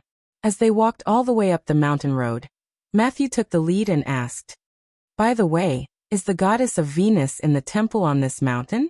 Although Wu Ming did not make it clear who it was, just the word goddess of Venus basically exposed who they would meet next. Speaking of the goddess of Venus in Mesopotamia, I'm afraid only Ishtar is the goddess of Venus.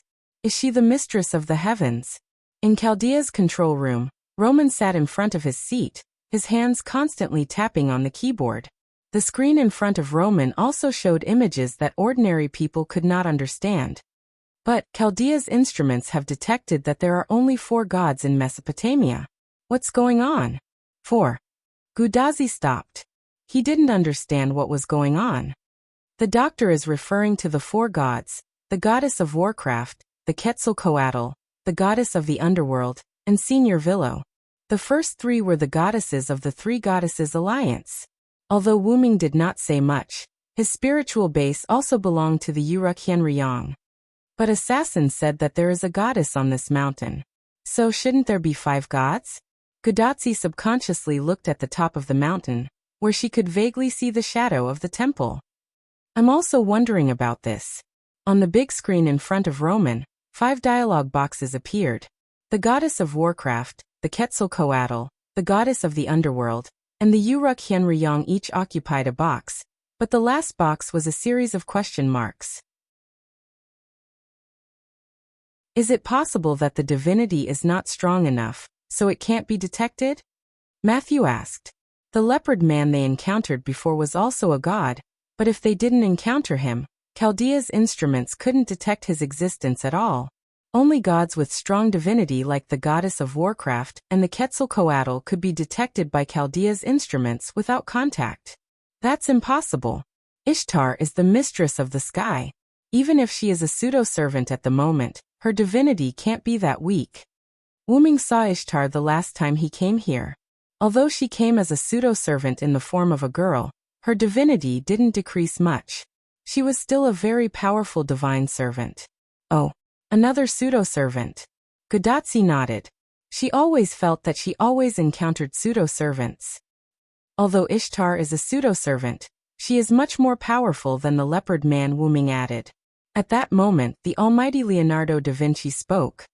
Is it related to the goddess of the underworld?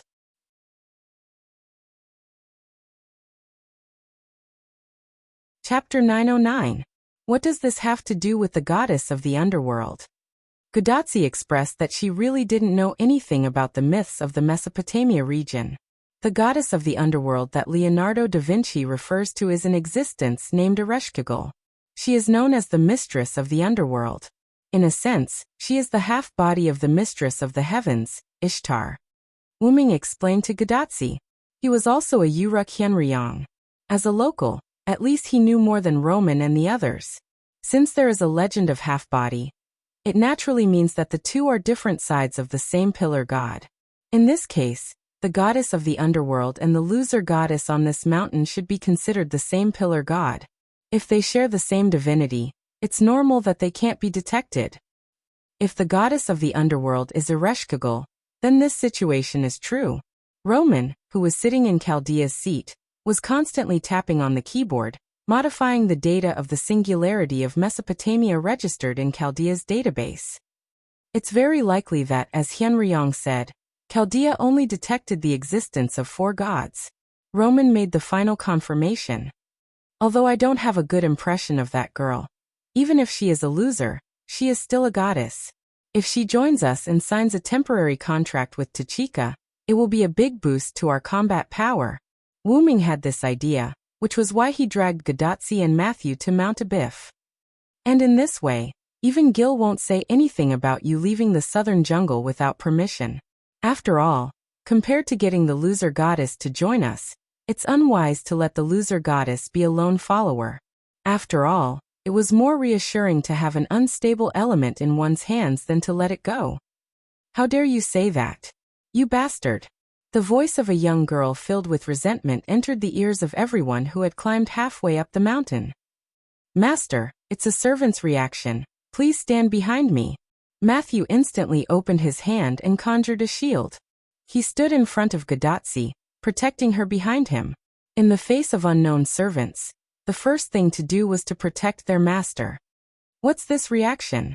Is it a god? Roman, who was in Chaldea, was shocked when he saw the results of the instrument. Ishtar, he said. Wu Ming looked up at the charming person sitting on the bow-like heavenly ship Anna in the sky. I didn't expect you to have the guts to look for me here, Hyenryong. Ishtar's resentment towards Wu Ming seemed to be particularly big, and Ishtar didn't seem to pay attention to anyone else. She only paid attention to Wu Ming. Vilo-senpai, what's going on? Matthew couldn't help but ask. From Ishtar's reaction, it was obvious that Wu Ming had provoked him, and it was not a light one. Don't ask me. Even if you ask me, I don't have the impression of provoking this troublesome guy. Hey. Don't ignore me whispering there. Along with Ishtar's furious voice, a piercing sound came into everyone's ears. Whoosh. A golden flash of light shot straight towards Wu Ming. Vilo-senpai. Assassin. Matthew and Gudatsi couldn't help but shout. Clank. And Zurgen's staff appeared from the side, and Wu Ming held it directly in his hand, and the golden flash hit it directly. This is... The twisted golden staff attracted everyone's attention, and the 7 snake heads inlaid with different colored gems were full of noble and strange colors. Even Ishtar froze in midair with her hands in a shooting position. Ah. I know. Roman, who thought he had completely figured it out, was the first to speak and break the silence. As we all know, the fight for power is extremely common in myths. Even the virtuous, Uruk Hyenryong also has a desire for power. According to the Gilgamesh epic records, The Uruk Hyenryong once seized Ishtar's position as the Uruk city god and drove Ishtar out of the Uruk. There are also many small stories that have been investigated by many scholars and experts. Although various experts and professors have different opinions, there are many parts that are worth referencing. For example, Uruk Hyenryong seized other things from Ishtar. When Roman said this, Wu Ming more or less understood what he was trying to say. The staff in Hyenryong's hand is obviously consistent with the seven-headed war hammer staff that belonged to Ishtar in the myths. So, it's probably because the Uruk Hyenryong seized a lot of things from Ishtar that caused Ishtar to hate the Uruk Hyenryong. Roman explained with confidence. Gudatsi and Matthew nodded as if they had suddenly seen the light. Only Merlin watched the scene unfold with a smile, and did not say anything. If Wu Ming didn't know whether he had done it or not, he might have believed it too. When he thought about it carefully, Roman's analysis was indeed quite reasonable. In this way, it was understandable that Ishtar was full of resentment and anger towards Wu Ming. What the hell is this? Wu Ming sighed helplessly. Reasonable? Reasonable? Reasonable? Facts were facts. This was something that couldn't be said carelessly. Wu Ming didn't steal anything from Ishtar at all. Well, the idea of stealing the Uruk city guardian was also nonsense. However, Wu Ming could more or less understand why all of this turned out like this. Wu Ming, who didn't like Ishtar, did drive Ishtar away in the past, but that was only because Ishtar had done something that he couldn't do, so Wu Ming did that. And Ishtar would come back soon because she couldn't do without the tributes from the citizens, such as gems, gems, gems, gems, and so on. Perhaps it was because he had driven her away too many times, coupled with the fact that the records of later generations weren't perfect. The story was gradually changed into that Uruk Hyenryong stole the position of the Uruk city guardian from Ishtar. Wu Ming also understood. After all, the various myths in modern times were the result of people's exaggerations in history. As for the so-called seven-headed warhammer staff, it was purely because it was similar. It wasn't Ishtar's staff at all. But did Ishtar really think so? Yes, that's right. I'm talking to you, Hyenryong. Give me back my seven-headed warhammer staff. At this moment, Ishtar didn't care whether what Roman said was true or not. She was going to make the best of it. She had her eyes on the gorgeous staff.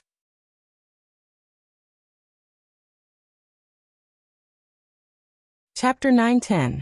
At that moment, Gudatsi and Matthew didn't know what to say. Roman and Leonardo da Vinci, who were in the Chaldea control room, naturally didn't speak again. It was obvious that the matter was both complicated and simple. But all in all, Wu Ming seemed to be in the right. Even Gudatsi and Matthew could see that Ishtar was obviously panicking. Ishtar was obviously the kind of person who couldn't refute after her lie was exposed in front of her elders. Only Merlin, who knew what was going on, half squatted on the ground with his back facing everyone. He seemed to be laughing so hard that he was twitching. You stupid goddess, are you blinded by money? You don't even know how to lie. Ishtar was even more embarrassed by Wu Ming's words. After all, this was indeed the truth. Ishtar could speak casually in front of others, but in front of Wu Ming, it was a little difficult. Although I also know that you want to take advantage of Roman's words, and take my Ain's Ur Gong staff for yourself, I still have to say that your IQ matches the number of gems you have. Finally, Wu Ming shouted a sentence. You shameless loser and stupid goddess. Reflect on yourself. The roar like a dragon resounded through the sky, and Gudatsi and Matthew couldn't help but cover their ears. The magic contained in Wu Ming's voice even interfered with the communication between Chaldea and Gudatsi. In short, although Wu Ming's voice couldn't spread to the Uruk, it was not a problem for it to spread to the entire Abif Mountain.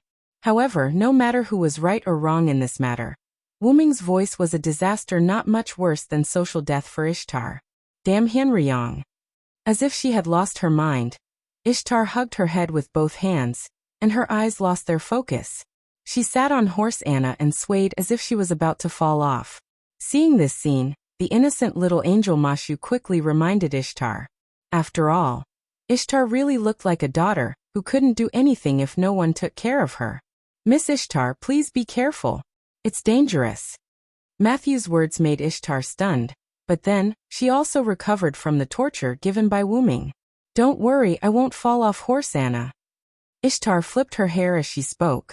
Her whole person was full of charm, which was very much in line with her image as the mistress of the heavens, if the terrible scene from before was ignored. Speaking of which, where were we just now? With one hand on her chin, Ishtar was quite distressed as she recalled the conversation between her and Wu Ming. This made Wu Ming blush with shame. He always felt that this goddess who descended by relying on the body of a human girl had become quite unreliable. Don't even think about my staff of Anza Vulgan, loser goddess. Also, quickly go back to Uruk and be a city god. The demonic beasts have caused serious damage to this land, and the Uruk needs your strength. 3 times. Ishtar's face darkened. You actually called me loser goddess 3 times. You're dead. Ishtar roared and aimed the simulated scope in Wu Ming's direction. Horse Anna began to gather magic. Master, be careful. Matthew approached Gadotsi and raised his shield again. Senior Villo, please be careful. However, Wu Ming did not pay attention to Matthew's words. His attention was on something else. Wu Ming had said loser goddess more than 3 times, but Ishtar had only heard it 3 times. In other words, Ishtar had just arrived. So it was at that time. Wu Ming whispered to himself. I heard it all before. You completely disliked my wanton behavior and wanted to detain me. I won't listen to you and sign a temporary contract with the human master over there. Wu Ming's heart sank. Sure enough, Ishtar had heard what he said at that time. Can you be considered the mistress of the heavens like this? Ishtar, when your father and the others disappeared, you only know how to run away.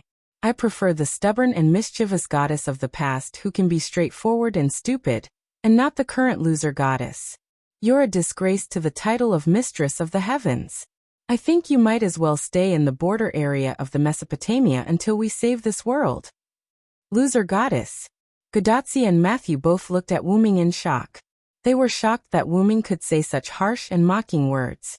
Even Merlin, who had been released from his stomach ache from laughing state, became slightly more serious. At the same time, the atmosphere at the scene became very oppressive. It was like a precursor to a volcanic eruption. However, since it was called a precursor, it meant that there was no danger at the moment. Tianzhou horse Anna's magic cannon muzzle also stopped condensing magic. What did you say? Ishtar was provoked by Wu Ming's words. At this moment, her face was even gloomier than before. The magic emitted from her body made Gadotsi and Matthew tremble. Senior Villo, why don't you stop talking for now? Matthew and Gadotsi tried to persuade Wu Ming. After all, it was not a wise thing to unilaterally anger the other party, was it not?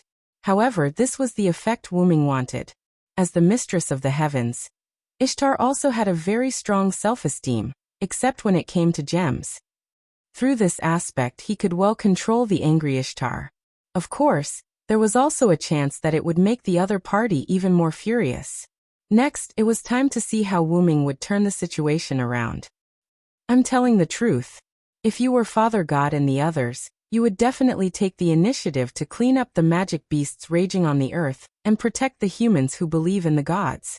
And you, if I'm not wrong, in addition to driving Tianzhou horse Anna around, you would definitely only go to a sparsely populated place like the ranch to kill a few magic beasts, and then sweep away the ranch owner's money, Ishtar. Wu Ming's words made Ishtar's face turn red instead of exploding. The magic stagnant at Ma Anna's muzzle also dissipated. You, what are you talking about? How could I do that? I'm just taking the offerings from the ranch owner. In other words, you did do that. This time, it was Wu Ming's turn to be gloomy. How thick-skinned must she be to do such a thing? Squeak. Seeing Wu Ming like this, Ishtar seemed to be frightened and let out a strange cry. Gadotsi, Matthew, and Roman and Leonardo da Vinci, who were in Chaldea's control room, looked like they had seen a ghost. At this moment, they felt like Wu Ming was the perfect counter to Ishtar. You just wait. I'm not done with you. Ishtar said fiercely as she rode Tianzhou horse Anna to the top of the mountain. However, not knowing if it was an illusion, Gadotsi and the others felt that Ishtar was crying when she said this. Was the mistress of the heavens being bullied by the Uruk Hyenryang and crying? That's impossible, probably.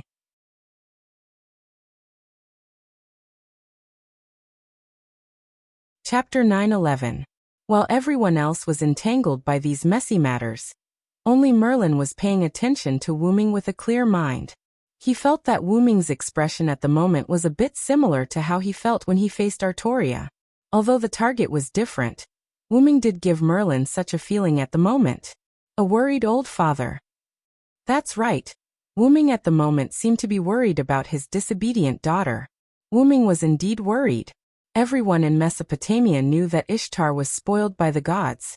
Although she was a good god, she always did evil things.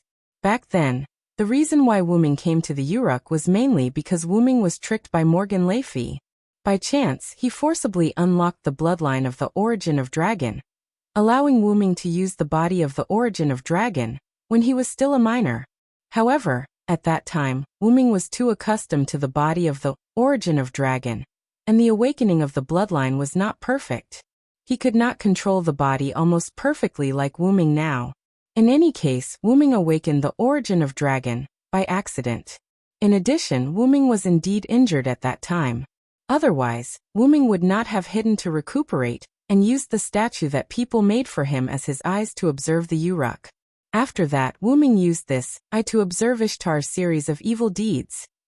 Wu Ming did not hate Ishtar, or rather, Wu Ming did not hate anyone, provided that no one provoked him. As long as no one provoked him, everything was fine. Wu Ming's attitude towards Ishtar was the same. As long as Ishtar did not provoke him, he would not pay attention to Ishtar. However, things did not go as planned. Ishtar would do some troublesome things from time to time. Not only did she easily provoke Wu Ming, but the Uruk citizens also always prayed to Wu Ming. The content of the prayers was not excessive like getting rid of Ishtar, but they were basically complaints about Ishtar and begging Ishtar to stop her evil deeds.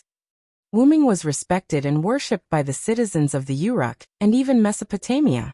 When Ishtar really crossed the line and provoked him, Wu Ming would teach her a lesson. For example, he would beat Ishtar up and chase her out of the Uruk. At that time, Wu Ming was completely unfamiliar with his dragon body. He did not have a certain degree of understanding and development.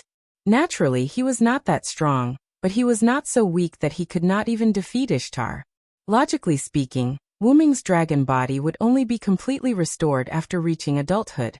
By chance, Wu Ming's dragon body was unlocked in advance, and it could be regarded as a considerable increase in strength. However, even if Wu Ming defeated Ishtar, the Sumer gods were still around at that time. Even if it was a lesson, Wu Ming could not go too far. Even if the Sumer gods were afraid of Wu Ming's identity, if he did not give them face and taught Ishtar a lesson, who knew what the Sumer gods would do in the end? Even a cornered dog would jump over a wall, let alone a group of gods. Therefore Wu Ming, who was not invincible, had to learn to be moderate. Besides, it did not mean that he had to use force to teach. Most of the time, wisdom was better than force. Especially when facing Ishtar, the spoiled mistress of the heavens, Wu Ming found that it was particularly easy for him to use his brain to deal with her. However, it was as if she had forgotten the pain after the scar healed. After a few days, she would naturally return as if nothing had happened. Godin, who was also Ishtar's father, once came to look for Wu Ming, and the two had a short conversation about Ishtar. It was nothing more than taking care of Ishtar, saying that she was still young and immature, and so on. Godin was like a parent meeting the class teacher. However, every time Wu Ming talked about Ishtar's mistakes, the other party would always smile and change the topic, constantly asking Wu Ming to help take care of Ishtar. This made Wu Ming very helpless. After all, even if you asked Wu Ming to take care of Ishtar, he could not do so. After all, Ishtar did not have the slightest respect for Wu Ming. To put it simply, Ishtar would not listen to Wu Ming at all. It was like a naughty student being reprimanded by the class teacher. On the surface, they would say that they would change, but afterward, they would forget everything they promised. Ishtar was obviously such a student, and whether it was in the open or in the dark, she did not show the slightest willingness to be obedient. She still did things her own way, and in the end, she became even worse. The Bull of Heaven incident was the embodiment of Ishtar's worsening behavior. However, it was not only bad. Ever since the Bull of Heaven incident, Ishtar had a trace of fear for Wuming. Although Ishtar herself was not aware of it, Wuming obviously noticed it. Wuming also had a big prejudice against Ishtar because she indirectly released the Bull of Heaven. Therefore, after that incident, Wuming became stricter with Ishtar. Ishtar, who had a trace of fear, was also frightened by Wuming's strictness. Gradually, she did not return to Uruk. This was probably the origin of the legend that Uruk Hyenryong was the Uruk city god who stole Ishtar. Not long after that, the gods gradually separated from humans, and gradually left the human world. Wuming also left Uruk with Enkidu, who was opportunistically avoided death by himself. However, after the Bull of Heaven incident, the nature of the relationship between Wuming and Ishtar did indeed change. Especially now that Ishtar appeared as a pseudo-servant, the special relationship between the two became even more obvious. If one had to describe it, it was like the relationship between a melancholy homeroom teacher and a naughty student had changed to an old father and a spoiled daughter. Because there was still kindness in Ishtar's bones, and Wuming's previous actions were also good intentions. After the gods disappeared, Ishtar, who appeared as a pseudo-servant in this world, had a feeling of dependence on Hyenryong, who used to be very strict with her. It was like a naughty student whose father was in trouble would subconsciously ask for help from their neighbor, who used to take care of them and teach them a lesson. However, neither of them noticed this, otherwise, things wouldn't have turned out this way. Merlin, as a bystander, saw through everything.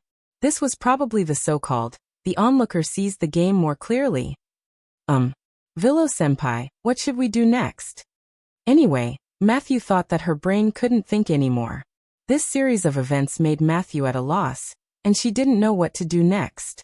Continue to climb the mountain.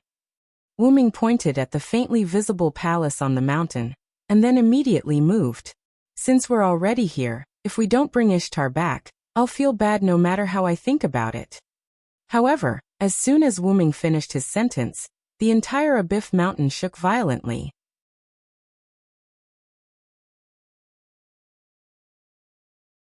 Chapter 9:12. What's going on? Gudatsi, who lost her balance and almost fell, could not help but look at Wuming. Oh, it seems to be an Abifa spirit. Merlin looked thoughtfully in a certain direction on the mountain, and said in surprise, Abifa spirit. Gudatsi and Matthew were full of doubts about the so-called Abifu spirit. What is that? A monster? A ghost? However, at the next moment, as if responding to Gudatsi and Matthew's doubts, a super-huge magical pig rushed down from the mountain. From the looks of it, it seemed like it wanted to destroy Gudatsi and the others in one blow. That's an Abifu spirit? Gudatsi was shocked. It was clearly a large magical beast. After Mount Abifu was killed by the former Ishtar, a magical beast was naturally formed in the mountain. The magical beast represents the anger of Mount Abifu, so it's called the Abifu spirit. However, everyone had no time to listen to Wuming's explanation. At this moment, whether it was the current speed of the magical pig or the position of everyone, it clearly pointed out the situation they were in at the moment. It's a big crisis. Although his words were full of panic, Matthew immediately put up his shield in front of everyone. Master! Matthew glanced at Gudatsi, and Gudatsi nodded knowingly. At this time, it was obviously unrealistic to escape, so Matthew was ready to activate his noble phantasm to resist the impact of the magical pig. Gudatsi was also ready to support him with her command spell just in case. At this time, Wuming suddenly walked to Matthew, who had already put up his shield, put his hand on Matthew's shoulder, and said, "Let me do it." Senior Villo? Matthew could not make up his mind for a while, and turned to look at his senior. Gudatsi nodded. Since Wuming said so, she believed in him. Senior Villo, please be careful. Matthew did not withdraw his shield. After talking to Wuming, he returned to Gudatsi's side. Even with the protection of Senior Villo, he can't relax. He still has to protect his senior. Assassin, how are you going to deal with it? Gudatsi looked at the magical pig that was getting closer and closer, and looked at Wuming with a little panic. Tachika, Do you know that I'm partly responsible for the reason why Mount Abifu was killed by Ishtar? As if reflecting this sentence, when a bifling saw Wu Ming standing at the front, it became even angrier, and even sped up a little. You're also partly responsible? Gudatsi was stunned. You can say that I didn't save him. Without further explanation, Wu Ming looked at a bifling, who was getting angrier, and stretched out his hand. Wu Ming has long known that Mount Abifu will be killed by Ishtar, through his understanding of the mysterious world.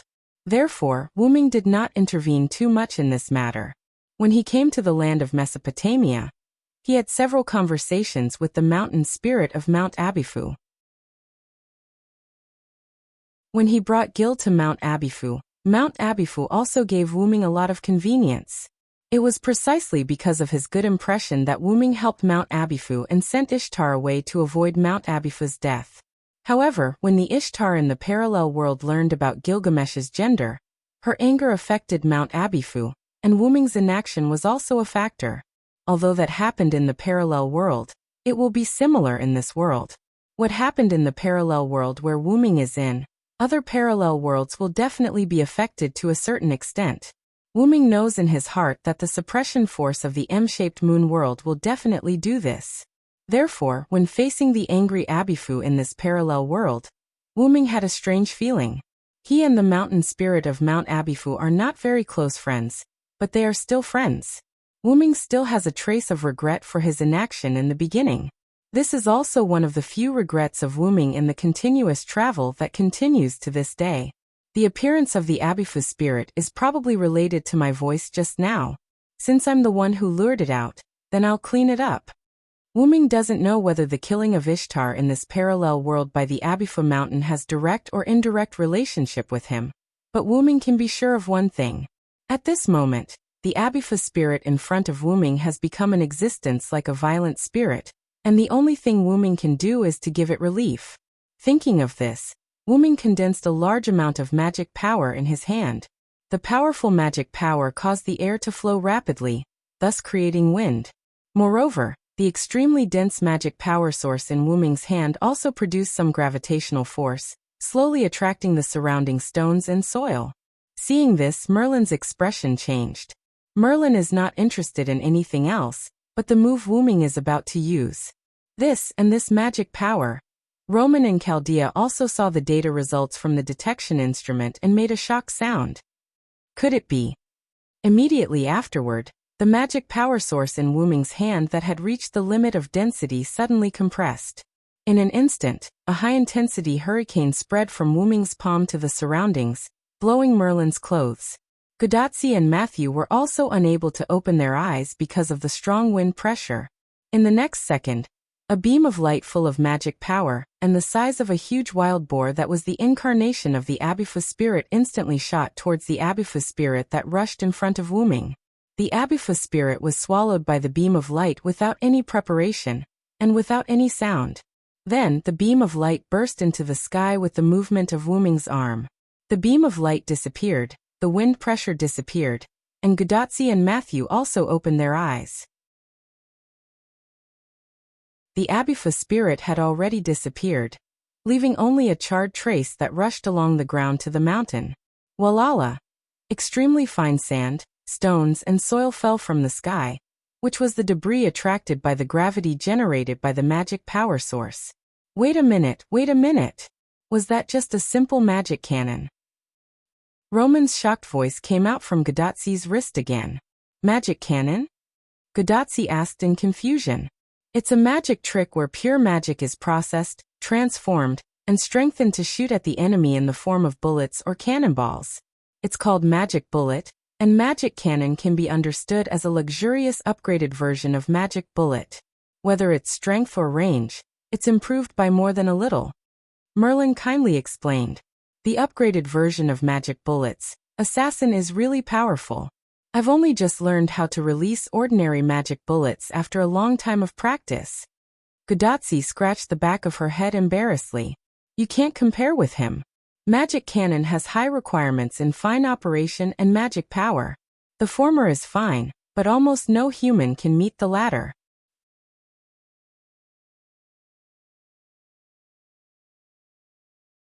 Chapter 9:13. Magicians were magicians because they were a group of people who studied magic. It was naturally possible to achieve the former, but the latter was really difficult for magicians.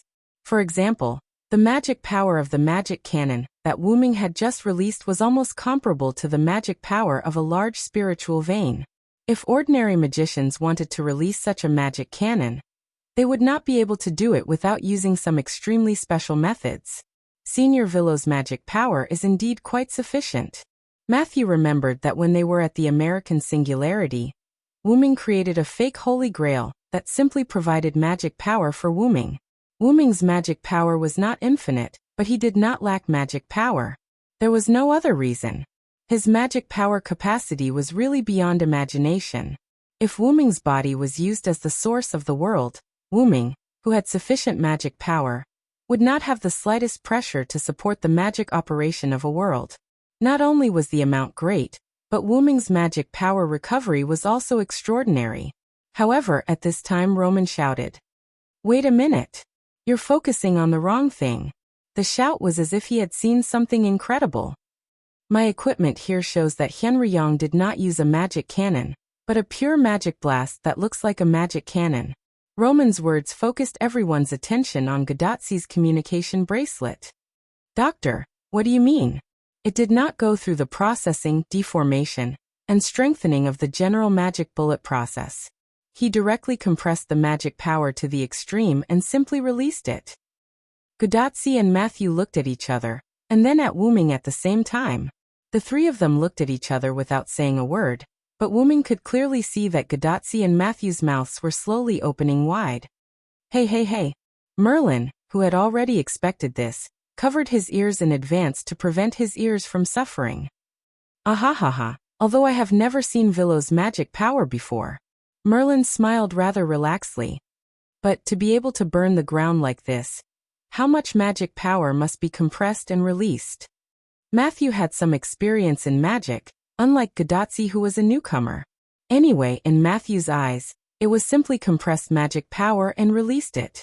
Without magic modification, it would not be able to create such a scene. Although many servants had the skill mana release, they could not create such a scene that looked like it was bombarded by a supergiant electromagnetic cannon. Mana release was a skill that allowed the user to release the mana stored in their body for a split second. It was a good choice for both damage and movement speed. Moreover, some servants also had obvious magic attributes. In that case, mana release could achieve different effects. For example, take Karna as an example. As a servant, the attribute of his skill mana release was flame. By releasing a large amount of magic power from the soles of his feet in an instant, the flame produced by the magic power could promote Karna to rise, thus achieving the effect of flight. By controlling the magic power intermittently, it could achieve the effect of hovering in the air. That was the advantage of mana release with obvious attributes. Although the ordinary mana release could also achieve this point, the ordinary mana release was indeed not as good as the mana release with the flame attribute. And Wu Ming's magic power did not have any attributes, it was just pure magic power. However, whether it was magic power with or without attributes, it was extremely difficult to create such a scene in front of Godatzi and others. Mana release, with such a large range, required magic power that not everyone could have. In short, ordinary people and even servants did not have enough magic power. Almost no servant had as much magic power as Wu Ming, and even the energy in the god's body could not catch up with Wu Ming. And what was the advantage of having more magic power? It was the unlimited use of magic power, from quantitative change to qualitative change. Only quantitative change can lead to qualitative change, which was understood by everyone, but not everyone could do it. After all, no one could squander their magic power like Wu Ming. The magic power compressed by Wu Ming even produced a trace of gravity, which was enough to imagine how huge the base of the magic power compressed by Wu Ming was. It can be said that if Villow didn't artificially raise the magic power after the compression, I'm afraid half of Abyff Mountain would have been impacted and exploded. Roman made the final statement. I'm going to drink some coffee to relieve my shocked heart. See you later. However, Wu-Ming did not think that drinking coffee would have an effect on relieving heart fatigue. After that, Roman closed the communication channel. Matthew saw that Roman's voice no longer came out of the communication bracelet, so he raised his head and looked at Wu-Ming. Matthew swallowed his saliva to show that he still hadn't recovered from the shock just now. Gadotsi was not affected much. By the way, assassin, what will happen if you blow yourself up? Gadotsi suddenly asked a question, which also attracted Matthew's attention. The explosion will probably affect the range between here and the Uruk. Ebif Mountain was still some distance away from the Uruk, which was indeed terrifying. At this moment, Wu-Ming's bad taste broke out. Why? Do you want me to try? Wu-Ming looked at Gadotsi with a smile on his face. If it's your request, Tachika, it's not that I can't do it. I'll be happy to try it for you. Let's not. Let's go up the mountain. Goddess Ishtar is probably tired of waiting for us. Gadotsi immediately waved her hand, but the trace of sweat on her forehead still showed a trace of panic in the girl's heart. You're right. We pretended to think for a moment, then turned around and continued climbing the mountain.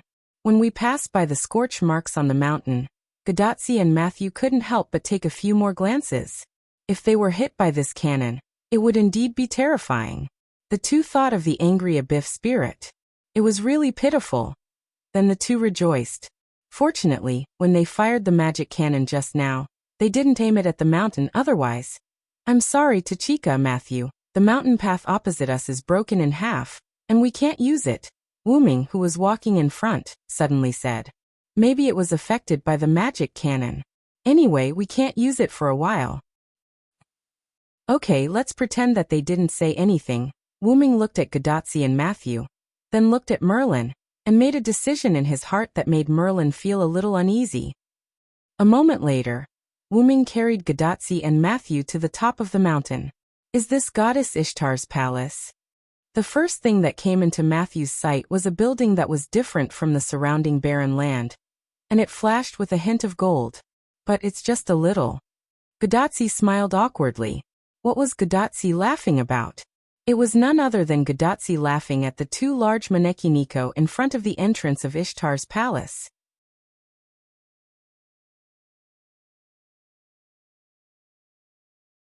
Chapter 9:14.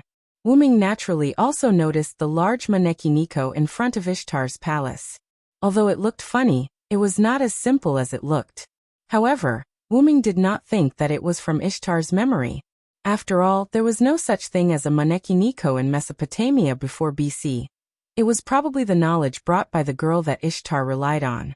After all, the girl lived in the 21st century. By the way, Merlin hasn't come up yet? Wu-Ming did not see Merlin for a long time, and could not help but ask. This. Gadotsi and Matthew looked at each other. They did not know what to say. At this time, a weak voice came into Wu-Ming's ears.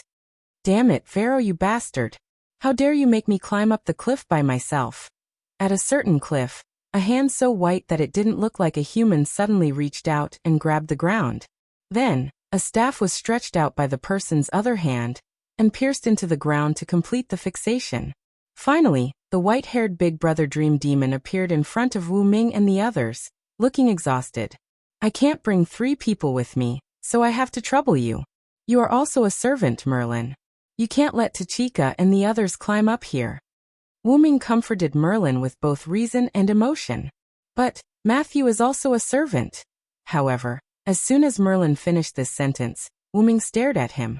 It was as if he was saying, I'm a girl, are you? Let's go, maybe Ishtar will escape if we stay here for a long time. After Wu-Ming finished, he did not care about Merlin. Gadotsi and Matthew, who wanted to say a few good words for Merlin, went straight to the gate of the temple. It's really unfair. Merlin shrugged his shoulders and complained. He immediately followed Wu-Ming. In fact, Merlin was not as weak as he had imagined. Previously, Merlin had leaped and sprinted through the mountains to find Wu-Ming. This was enough to show how good Merlin's stamina was. Moreover, part of Artoria's swordsmanship was taught by Merlin. Even if such a person claimed to be a magician, who would believe it? By the way, Wu-Ming also learned swordsmanship from Merlin with Artoria, but because the effect was not obvious, It was better to use the spear skills taught by his master, Skahar, so he did not learn much. Walking past the Maneki Nico, Wuming thought that the Maneki Nico could move, but it kept its Maneki Nico posture, and did not move at all. This dispelled Wuming's idea that the two Maneki Nico were gatekeepers. The four continued to go deeper. Because Ishtar's palace was built on the mountain, some parts of the interior were full of darkness. Not only that, the internal structure and the external appearance looked very different. There was no gorgeous look at all. Is this really the palace of the goddess Ishtar? Godatsi could not help but ask. Obviously, the palace looked so gorgeous from the outside, but the inside was quite disappointing. Because Ishtar has no money. Wuming simply said the truth. This is simple and easy to understand, Tachika. You just need to remember that Ishtar is a loser goddess who loves money and gems, but has no fate with these things. Okay. Godatsi nodded a little at a loss. After walking for a little while, Matthew saw flashing lights in front of them. Are those torches? It was the light of burning torches. The walls on both sides of the road were inlaid with burning torches, which made the passage look a little more majestic. However, it was only a sliver of. It's almost there. Although Wuming had not been here before, Wuming could feel the divinity of Ishtar. So, their destination was almost there, the main palace where Ishtar lived. Sure enough, after walking through the corridor inlaid with burning torches, the four of them entered a room that looked like a hall. In the middle of the hall, there was a stone pedestal that looked like a throne. Under the stone pedestal were stones that had been trimmed. The stones increased the height of the stone pedestal, which seemed to be deliberately designed. If one wanted to look at the person sitting on the stone pedestal, one had to look up and let the person on the stone pedestal look down on them. It had to be said that this was the work of the gods to make the visitors worship them. Directly above the stone pedestal, there was a big hole in the middle of the ceiling of the main hall. Although it was artificially repaired, it could still be seen that it was violently damaged. Sunlight shone through the big hole like a skylight into the palace, making the originally rather shabby palace look high-end and classy. And the stone pedestal happened to be completely illuminated by the sunlight. Whether it was morning or evening, as long as there was sunlight, the stone pedestal would be illuminated. This design was quite satisfactory. It seems that Ishtar's brain is not as bad as I thought. Wuming looked at the scene and nodded in praise. Of course, who do you think I am? A charming voice came from the shadow of the palace. Then, a beautiful goddess slowly walked out of the shadow and came into everyone's sight. This person was Ishtar, who ran away after being angered by Wuming. I am Ishtar, the mistress of the heavens. This is my palace, Ishtar, so of course I have to be more careful. As Ishtar said, she gently jumped directly onto the stone pedestal and crossed her legs, looking down at Wuming and others below. Goddess Ishtar, your posture is really good. The innocent Matthew couldn't help but complain. He had to admit that this posture was indeed very annoying. Ishtar adhered to her usual style.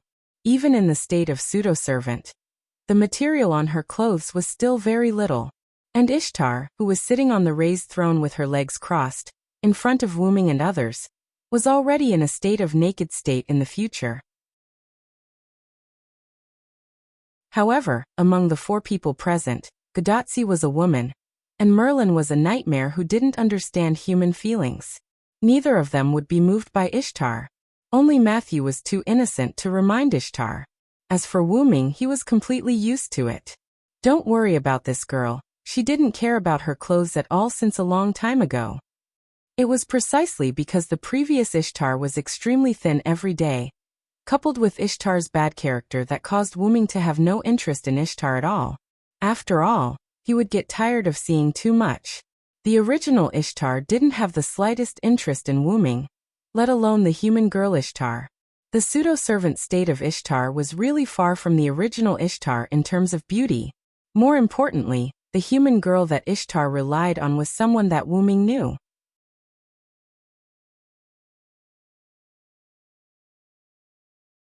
Chapter 9:15. The mentor, who once accidentally led Ilya onto the path of a magical girl, Rin Inosaka.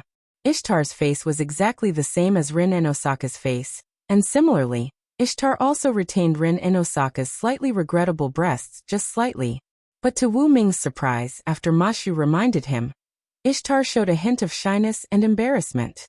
He didn't know if it was because of the existence in Ishtar's body, but after Ma Shu reminded him, Ishtar showed a shy and embarrassed look. Shocked. Ishtar actually blushed out of shyness? But seemingly noticing Wu Ming's surprise, Ishtar's face suddenly changed, and her slightly red cheeks instantly became normal. In the next second, Tianzhou's horse Anna flew in through the big hole in the ceiling. Ishtar jumped slightly and sat directly on horse Anna, and let horse Anna rise into the air and stay away from Wu Ming. It could be considered as indirectly preventing her from being exposed. However, Wu Ming didn't give Ishtar any face.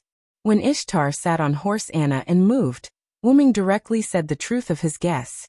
By the way, were you hiding over there just now? Sigh. Wait. No, why would I hide over there? Although Ishtar seemed a little flustered, she immediately pretended to be calm. I thought you didn't dare to see me. In that case, let's get straight to the point. Wu Ming no longer held back with Ishtar. Come back to Uruk with us, mistress of the heavens Ishtar. The Uruk needs the power of your goddess. Wu Ming stretched out his right hand to Ishtar, who was flying high in the sky and bathed in the sun, and very simply and violently pulled her to his side. This made Gadotsi, Matthew, and even Merlin dumbfounded. Even Roman and Leonardo da Vinci, who were monitoring in Chaldea, were taken aback by Wu Ming's sudden invitation. Villo-senpai, goddess Ishtar wouldn't agree. In the end, Matthew raised a question.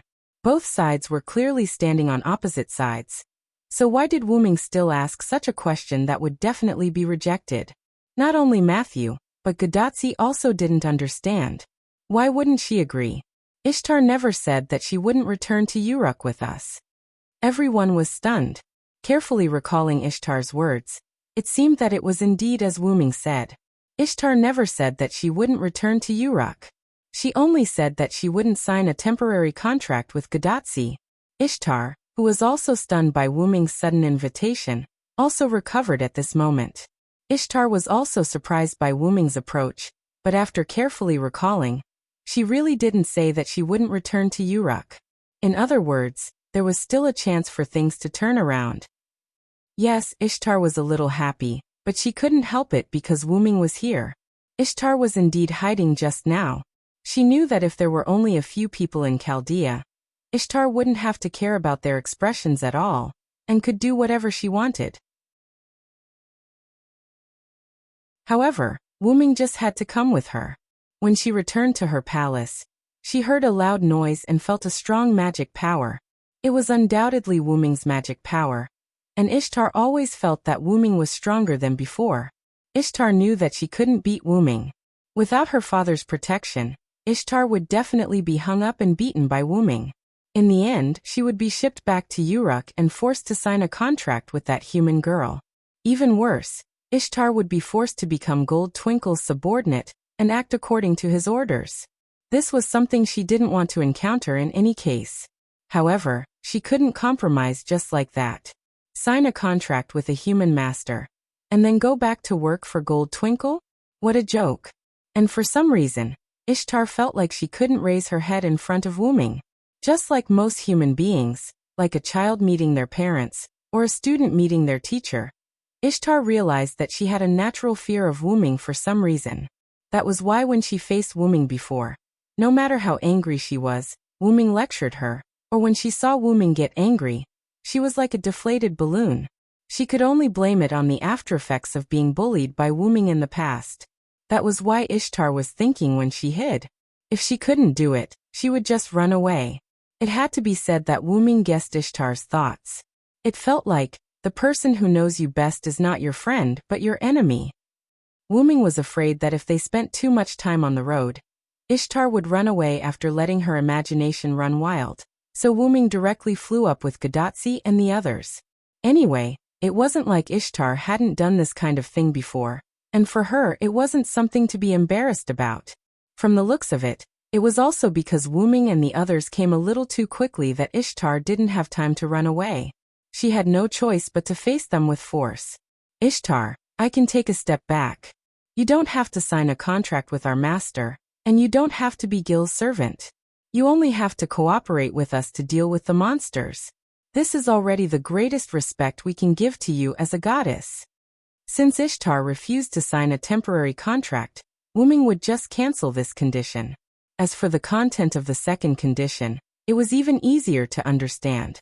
We have already made a big concession. I hope you can consider it. After Wuming finished speaking, he didn't say anything else. This made Ishtar a little surprised that Wuming would actually give in. According to Ishtar's understanding of Wuming, in this kind of situation where the gods disappeared and she did something slightly out of line, Wuming should directly attack her. She really couldn't beat Wuming, and there was no other way except to run away. However, according to Ishtar's understanding, before Wuming and the others came, she could still run away. But now she probably couldn't run away. It was because she couldn't run away that Ishtar forced herself to meet Wuming and the others. However, Ishtar didn't expect that Wuming would actually choose to take a step back and discuss with her. This made Ishtar, who was originally a little nervous, feel a little proud. It was really just a little and a little. I didn't expect that one day Hyunryong Sama would also bow to me. Very good. As Ishtar spoke, her face revealed a smile that she thought was perfect. However, this smile in front of Gadatsi and the others was like a blooming flower. Then what do you think? Air. Wuming's entire face darkened, only his red eyes emitting a deeper red light. He had, indeed, taken a step back, but when he saw Ishtar's complacent look, he was still displeased. Ishtar was shocked by Wuming's expression, but at the same time, she understood one thing. Wuming's concession wasn't a compromise. It was just giving her face or giving her a choice. It wasn't giving her a chance to take a yard after taking an inch.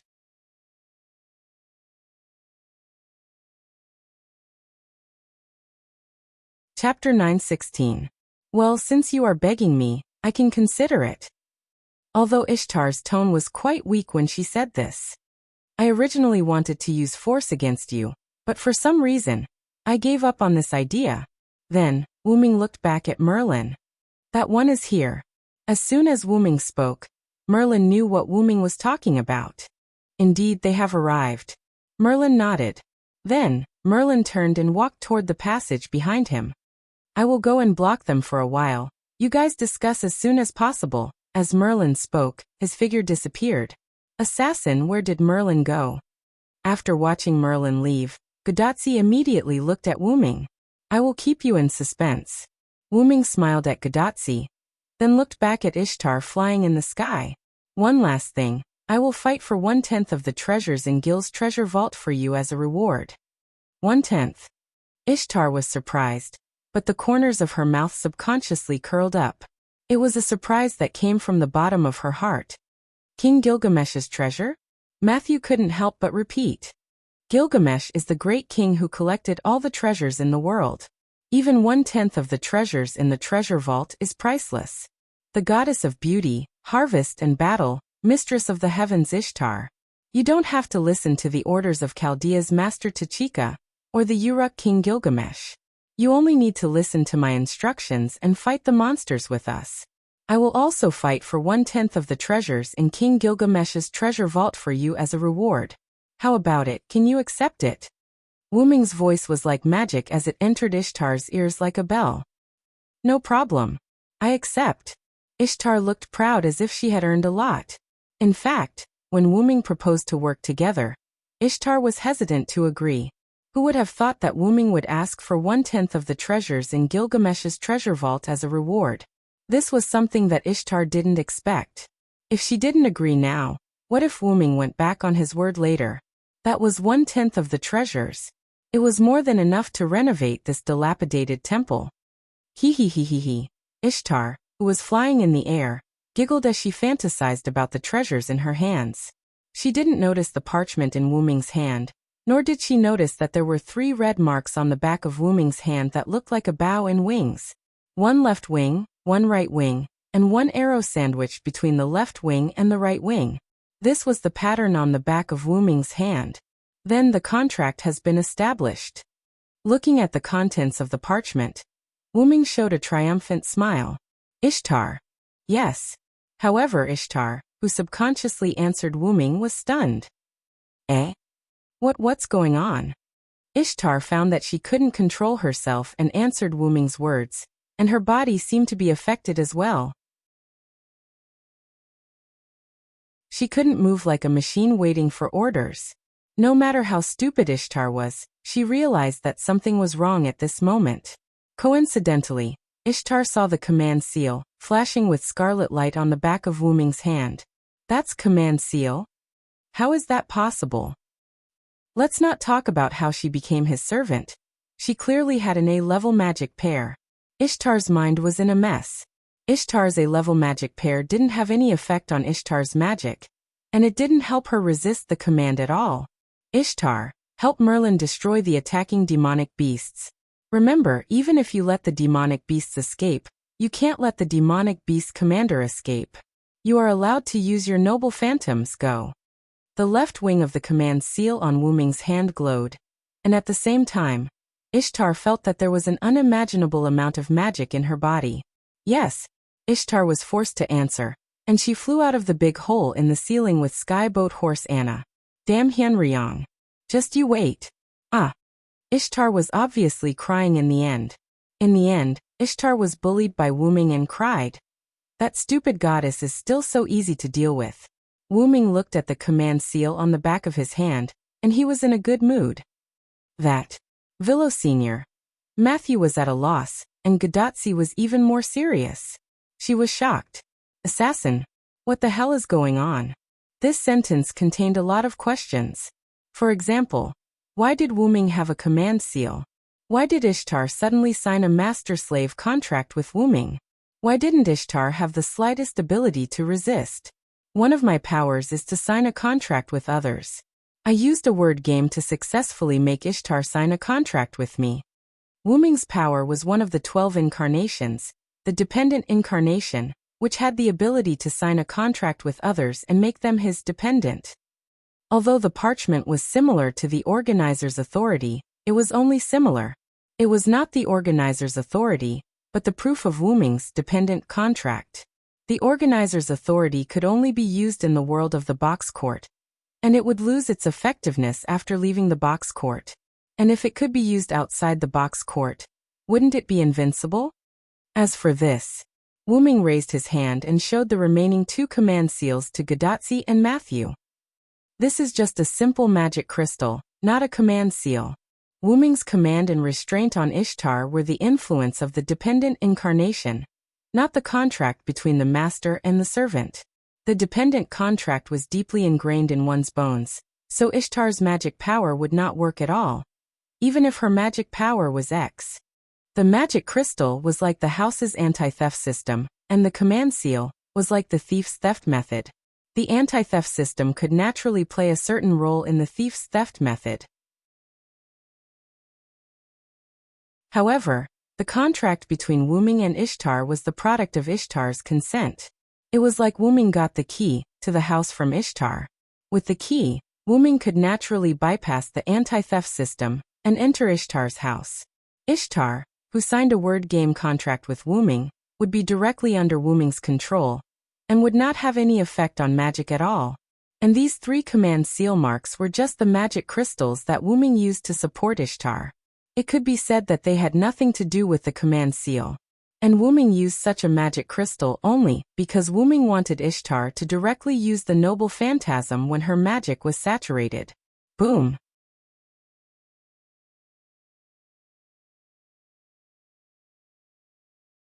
Chapter 9:17. The violent explosion shook the entire Abyss Mountain.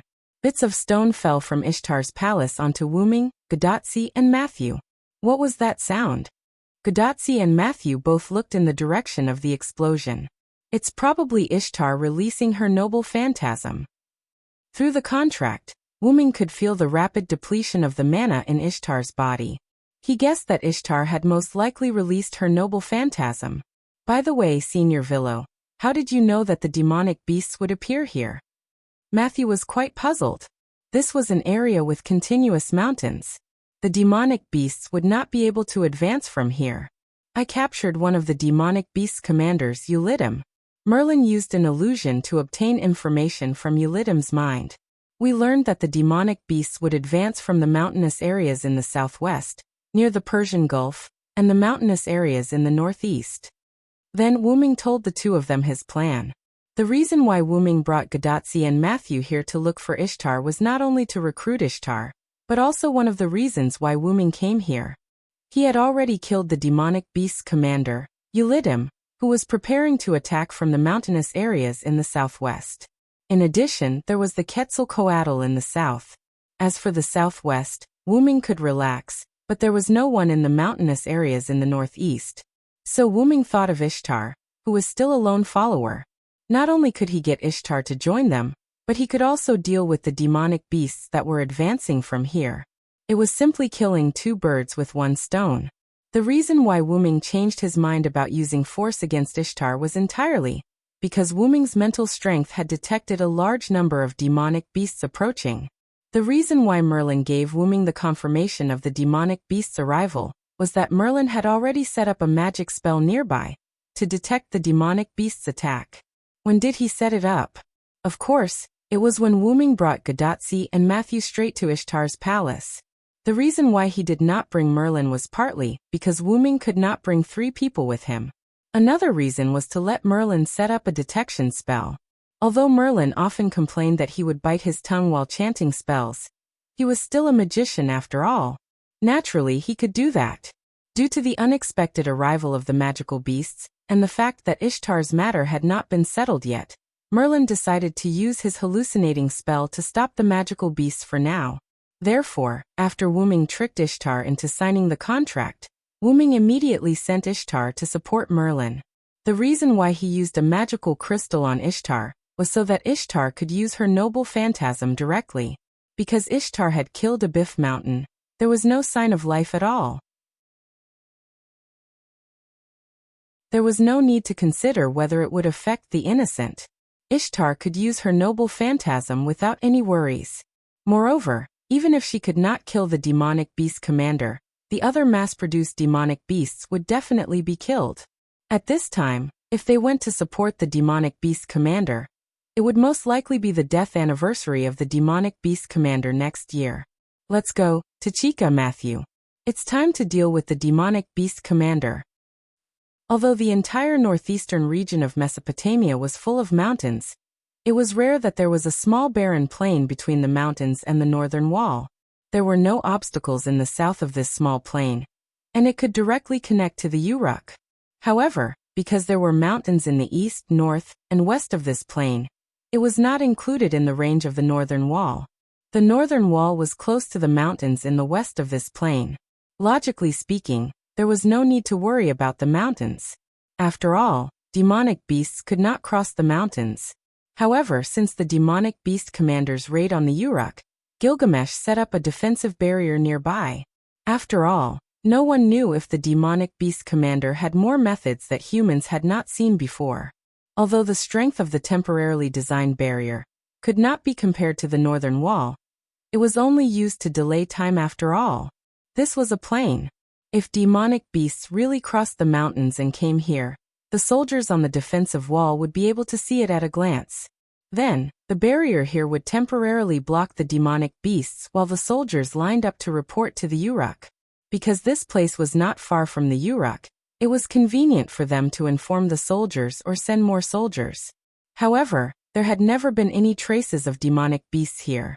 Perhaps the demonic beasts were really blocked by the mountains. But even so, Gilgamesh would not be careless. It was because of his carelessness against the demonic beast commander that the Uruk was ambushed from the underground that night, and 1/3 of the population was killed or injured. Once a large number of demonic beasts appeared here, the situation would definitely be terrible. After all, this place was very close to the Uruk. If the demonic beasts broke through here, the entire Mesopotamia might be doomed. After all, the demonic beasts that gathered together were not terrible. The terrible thing was that the demonic beasts that broke in would spread out and slaughter the human beings on the land behind the northern wall. Therefore, to be on the safe side, Gilgamesh also sent 2 servants who survived the last beheading operation to this place. On the temporary wall of the defensive wall, A girl wearing a rather revealing ancient Japanese-style armor walked up. A katana was hanging horizontally on her waist, and her long hair was tied into a knot on the left side to form a bun hairstyle. After that, her left ponytail fell to her waist. She looked quite handsome. This person was one of the 2 surviving servants, writer. Her real name was Nuwakamaru. As usual, she needed to check the situation of the soldiers and see if there were any demonic beasts attacking. Nuwakamaru-sama, you came to inspect again. The soldiers were accustomed to it. They were quite respectful to the strong person who was summoned by King Gilgamesh. The young girl was agile and strong in martial arts. She was also kind and treated the soldiers equally. Thus, she was deeply respected by the soldiers. Demonic beasts won't come to the mountains, and we are here. You can rest assured. A soldier patted his chest and vowed. Several soldiers next to him also nodded in agreement. In this regard, Nuwakamaru smiled and shook her head. The defeated general only wants to complete the king's order to make up for his mistakes. Naturally, he should take it seriously. Nuwakamaru-sama's words are very true. However, everything is this poor monk's fault. Everything is this poor monk's fault. This poor monk should be punished twice. A monk with a large number of weapons on his back and a katana in his hand followed behind Nuwakamaru. This person was one of the 2 surviving servants, Lancer. His real name was Musasobo Benkei.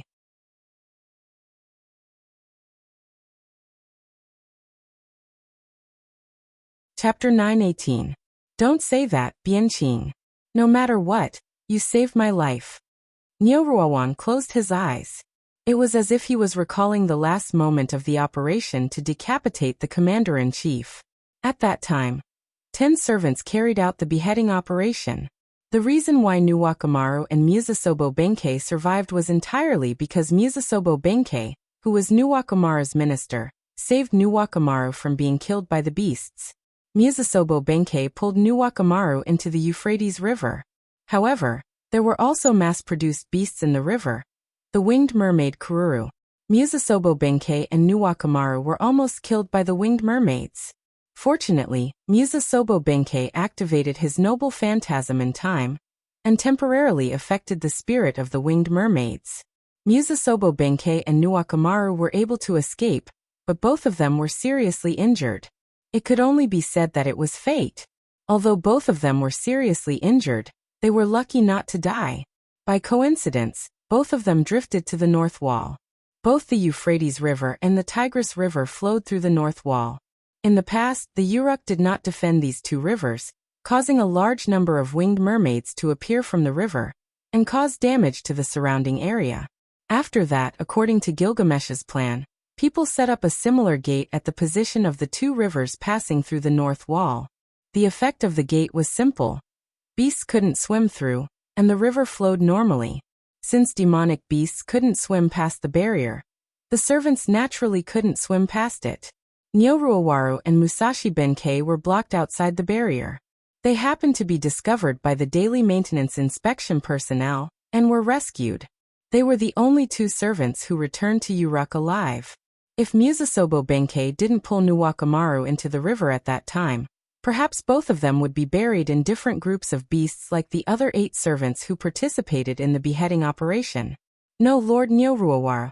Chieching of Musashigeru seemed to have something else he wanted to hide as he stammered.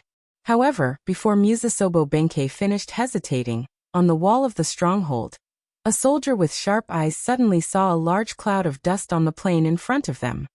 What's that? Many of the soldiers climbed to the top of the stronghold's walls to take a look. Even Nyoruawaru did not listen to the hesitant words of Takashige.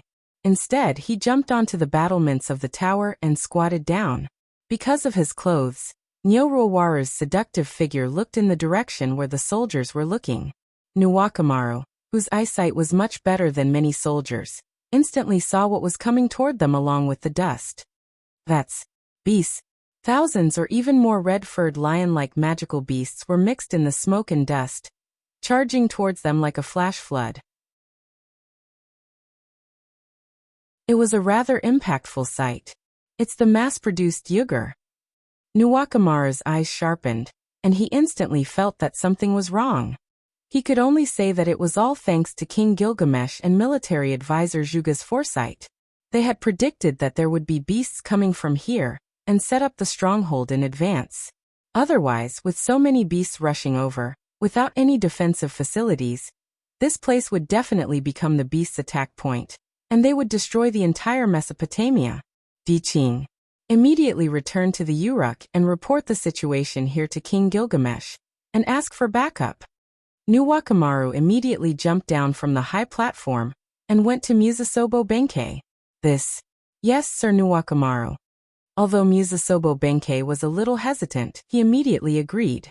As for the reason why Nuwakamaru did not let the soldiers report to the Uruk, but let Musasobo Benkei do it, it was entirely because the strength of the servants was much stronger than the human soldiers. This was indeed the gods' era, and the humans here were indeed much stronger than the modern humans.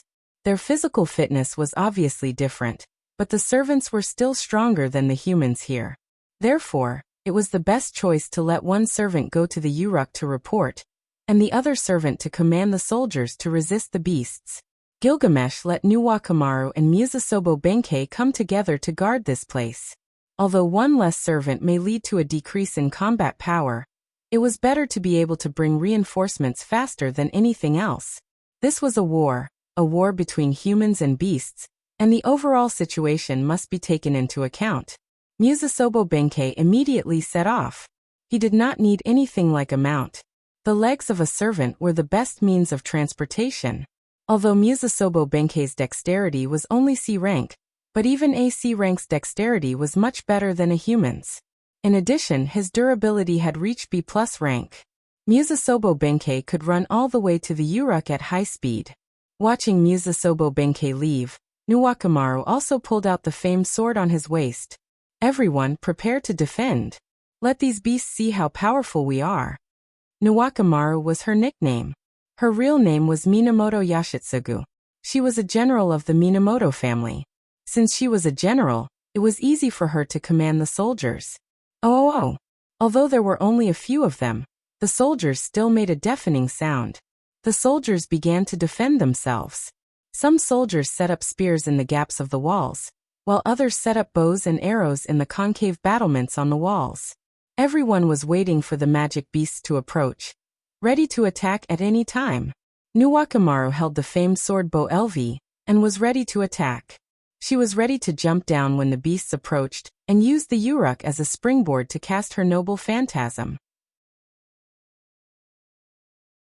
Since the beasts can cross the mountain, there must be a commander commanding them from the back. Nuwakamaru gathered magic in her eyes and tried to look at the back of the army of beasts that was covered by the smoke. A lion-headed man was walking upright on the plain under the cover of the smoke. Just one.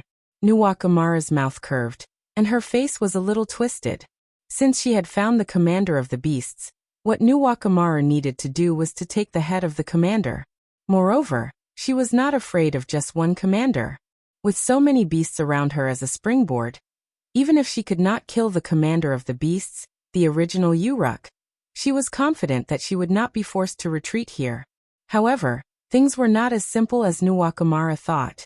Amidst this horde of magical beasts, red three-headed snakes that were as thick as small pythons appeared one after another on Wudgel's body. They were brought along by Wudgel as he charged towards the stronghold. Gradually, the entire horde of magical beasts became a horde of magical beasts mixed with lions and snakes.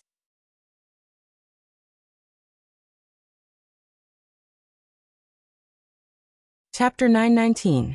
Is that a Musu Mafu? There are so many of them. Damn it. Because the group of demonic beasts was approaching, many soldiers saw the red three-headed snake wrapped around each Yugur. As early as 3 months ago, Gilgamesh released a notice about the types of demonic beasts, including the name, physical characteristics, degree of difficulty, number of appearance, and other information, so everyone knew the names of these demonic beasts. In an instant, it could be said that it caused a commotion.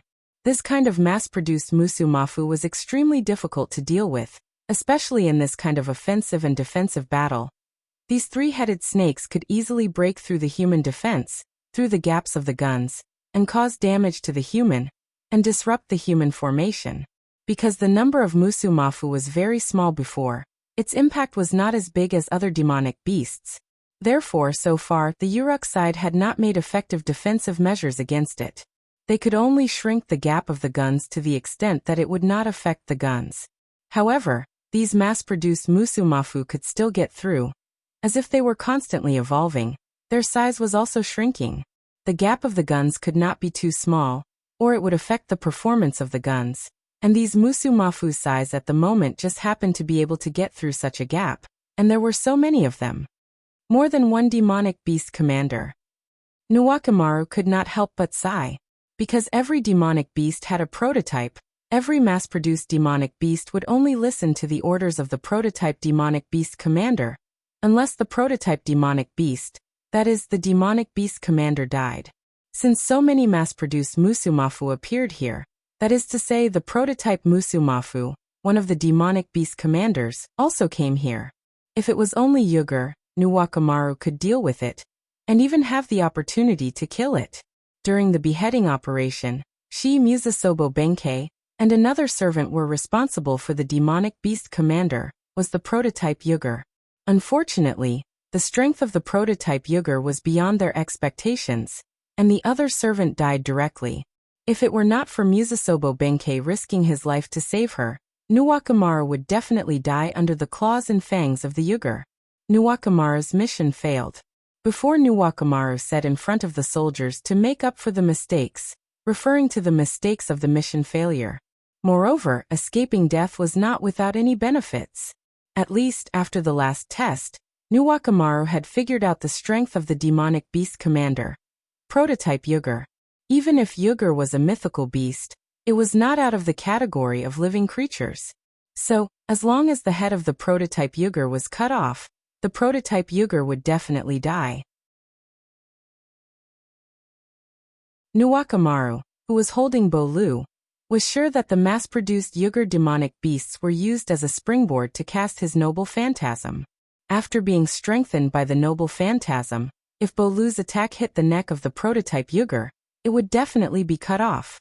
Therefore, when Nuwakamaru saw that the opponent's demonic beast commander was only Yugur, he was so happy that he almost became evil. However, this time, the opponent did not have one demonic beast commander, but two. Although the prototype Musumafu was nowhere to be seen, the other party must be lying in ambush somewhere. Sure enough, the beheading operation made the demonic beast commanders have a sense of crisis. As a result, two demonic beast commanders are now acting together. Nuwakamaru was rather melancholy as he pondered. At present, they could not retreat, and they could not block the attack. Looking at the soldiers around him who had lost their morale, Nuwakamaru made a decision. Since they could not advance or retreat, they might as well cut off all means of retreat. Even if there's another demonic beast commander hiding in the dark, I'll still chop off Yugur's lion head. Nuwakamaru shouted angrily and jumped down from the stronghold. She had decided to take the initiative. Master Nuwakamaru? The soldiers looked at Nuwakamaru's figure, and could not help but worry. Retreat immediately. It's useless to stay here. Return to Uruk as soon as possible to get reinforcements. I'll hold the opponent back.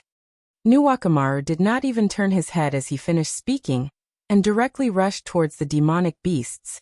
The soldiers on the stronghold looked at each other. Although Nuwakamaru said so, they still could not make up their minds. If it was only Yugur, they could still hold on for a while.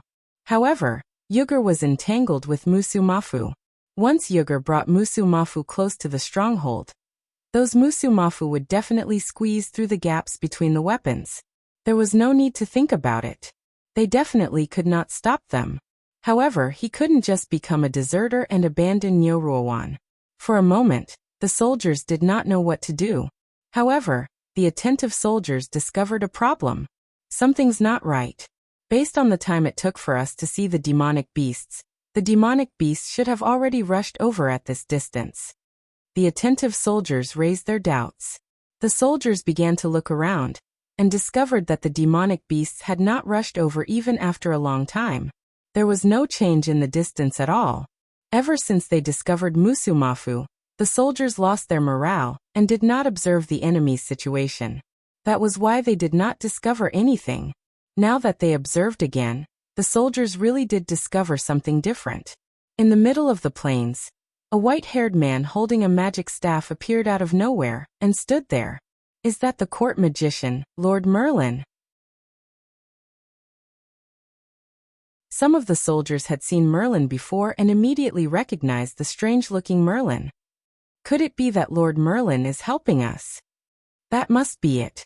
Otherwise, why would the demonic beast seem to be walking on the spot?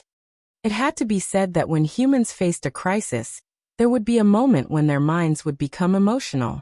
However, when humans escaped from a crisis and calmed down, their minds would also become clear in an instant. Indeed, Merlin had cast an illusion spell and successfully stopped the demonic beasts. However, it could only last for a while.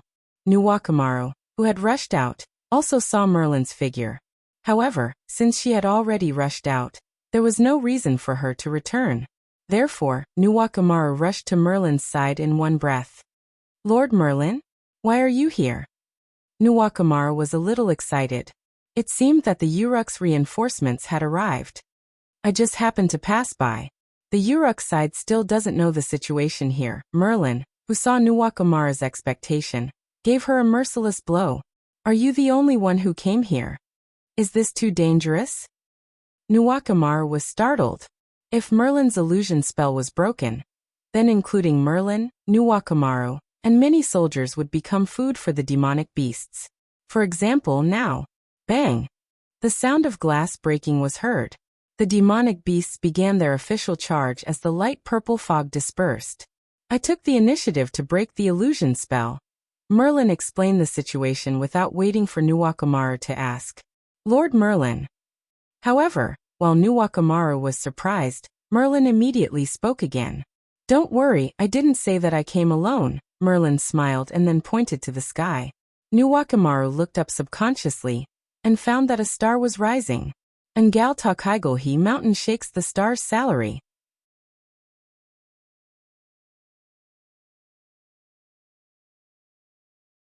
Chapter 920. The rising golden star was like a falling meteor, crashing straight into the center of the horde of monsters. Boom! The impact of the golden star directly penetrated the ground, as if it had been blasted by countless TNT. The rocks and soil were instantly burned into black powder by the flames, and then evaporated by the high temperature of the explosion. At the same time, countless monsters were also affected. If someone could see from the center of the explosion, they would see that the monsters were instantly vaporized by the flames and high temperature. The mass-produced Yujul was still fine. At least some of its limbs were left, such as its teeth and skull with a trace of magic power. The mass-produced Musumafu, which was much smaller than Yujul, suffered. Its entire body was engulfed by the high temperature of the explosion, and the flames had completely melted the slender bones of the mass-produced Musumafu. The huge explosion caused the ground to collapse. Although it was not as strong as Wu Ming's beam of light that affected the entire Mesopotamia, the entire northeastern region was still affected. The defensive barrier that was set up here shook because of the huge explosion. As it was only temporary, its quality was not very good. At this moment, it was in a state of near collapse. The soldiers had all evacuated from the barrier. If he didn't die in the process of fighting with the magical beasts but was crushed to death by the building, it would be really embarrassing. But even if they were far away from the barrier, the soldiers still found out who had released such a terrifying golden star. In Mesopotamia, when the golden star was mentioned, Ishtar would definitely be thought of. As expected, it's Lady Ishtar. Lady Ishtar, the mistress of the heavens. As expected of the goddess. She's still on our side. Long live Lady Ishtar. Oh, Ishtar, who was flying in the sky beside Ma'ana, heard the soldiers' cheers and praises for her. Her originally rather angry mood was now relieved. Ishtar was dissatisfied and even angry that Wu Ming had used his authority and word games to force a contract with her. After following Wu Ming's orders to come here, Ishtar's anger, along with the huge amount of magic power that Wu Ming had transferred to her, and most of the magic power in her body, were channeled into her noble artifact. She released it with resentment towards the monsters. This made Ishtar's noble artifact even more terrifying. At the same time, Ishtar was relieving her anger from falling into Wu Ming's trap. However, the soldiers thought that Ishtar came to help them because she saw the monsters attacking, and they all praised Ishtar. After hearing these praises, Ishtar felt a little ashamed, but her mood completely changed into pride and joy. Although it was not his intention, Ishtar had indeed helped the humans to eliminate the demon beasts. The humans praised and cheered for Ishtar from the bottom of their hearts, which made Ishtar feel happy, which was rare for Ishtar. Even if she had been spoiled since she was young, Ishtar's nature was still good. Helping the humans, being praised, thanked and cheered by them, naturally made Ishtar's mood very comfortable. Seems like the situation after the contract is not as bad as I thought. Ishtar was obviously referring to the contract that Wu Ming had tricked her with his word games. Ishtar lifted the ponytail that was fluttering in front of her chest, and then crossed her arms in front of her chest. Her face showed a hint of sadness. It's just that the magic consumption is a little high. Because she was too upset, in a fit of rage, Ishtar used up almost all the magic in her body. It could be said that the current Ishtar was an empty shell. She really did not have a single bit of magic left. If there were enemies now, other than her advantage of being able to fly, she was completely a lamb waiting to be slaughtered. Looking at the end of the explosion, the ground was completely under the tower, and the ground was filled with smoke and dust. Ishtar nodded. Anyway, there's basically no such possibility. What's wrong? Are you lacking magic? Wu Ming, who had suddenly appeared beside Ishtar, suddenly spoke. Frightened, Ishtar hurriedly controlled the heavenly ship's horse, Anna, to retreat a distance away. When did you come over? Just now.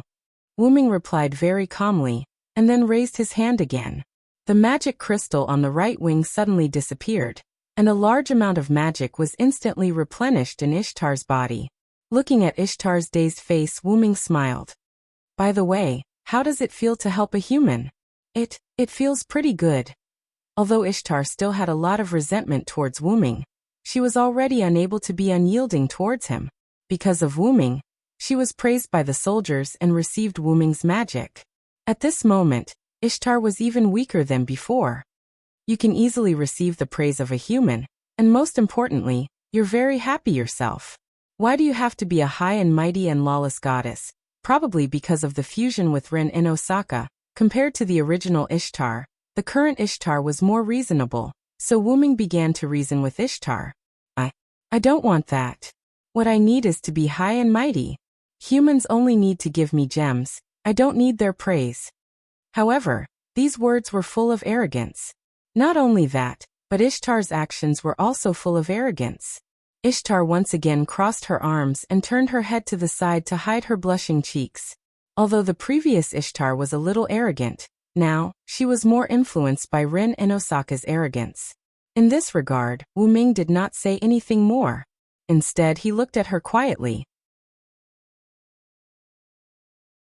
Ishtar was indeed used to being arrogant, but even the most mischievous child would want to be a good child one day. However, after being labeled as a mischievous child in the eyes of others, Ishtar couldn't be more obedient even if she wanted to. Since that was the case, she might as well continue to be a mischievous child. This was why Ishtar became more and more unruly. And today, Wu Ming forced Ishtar to be a good child for once, and he even let Ishtar taste the sweetness of it.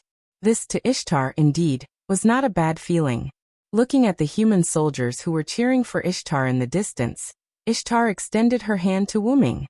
Okay, today I, Ishtar, will temporarily recognize you, Hyenryong. You will serve me as my temporary master.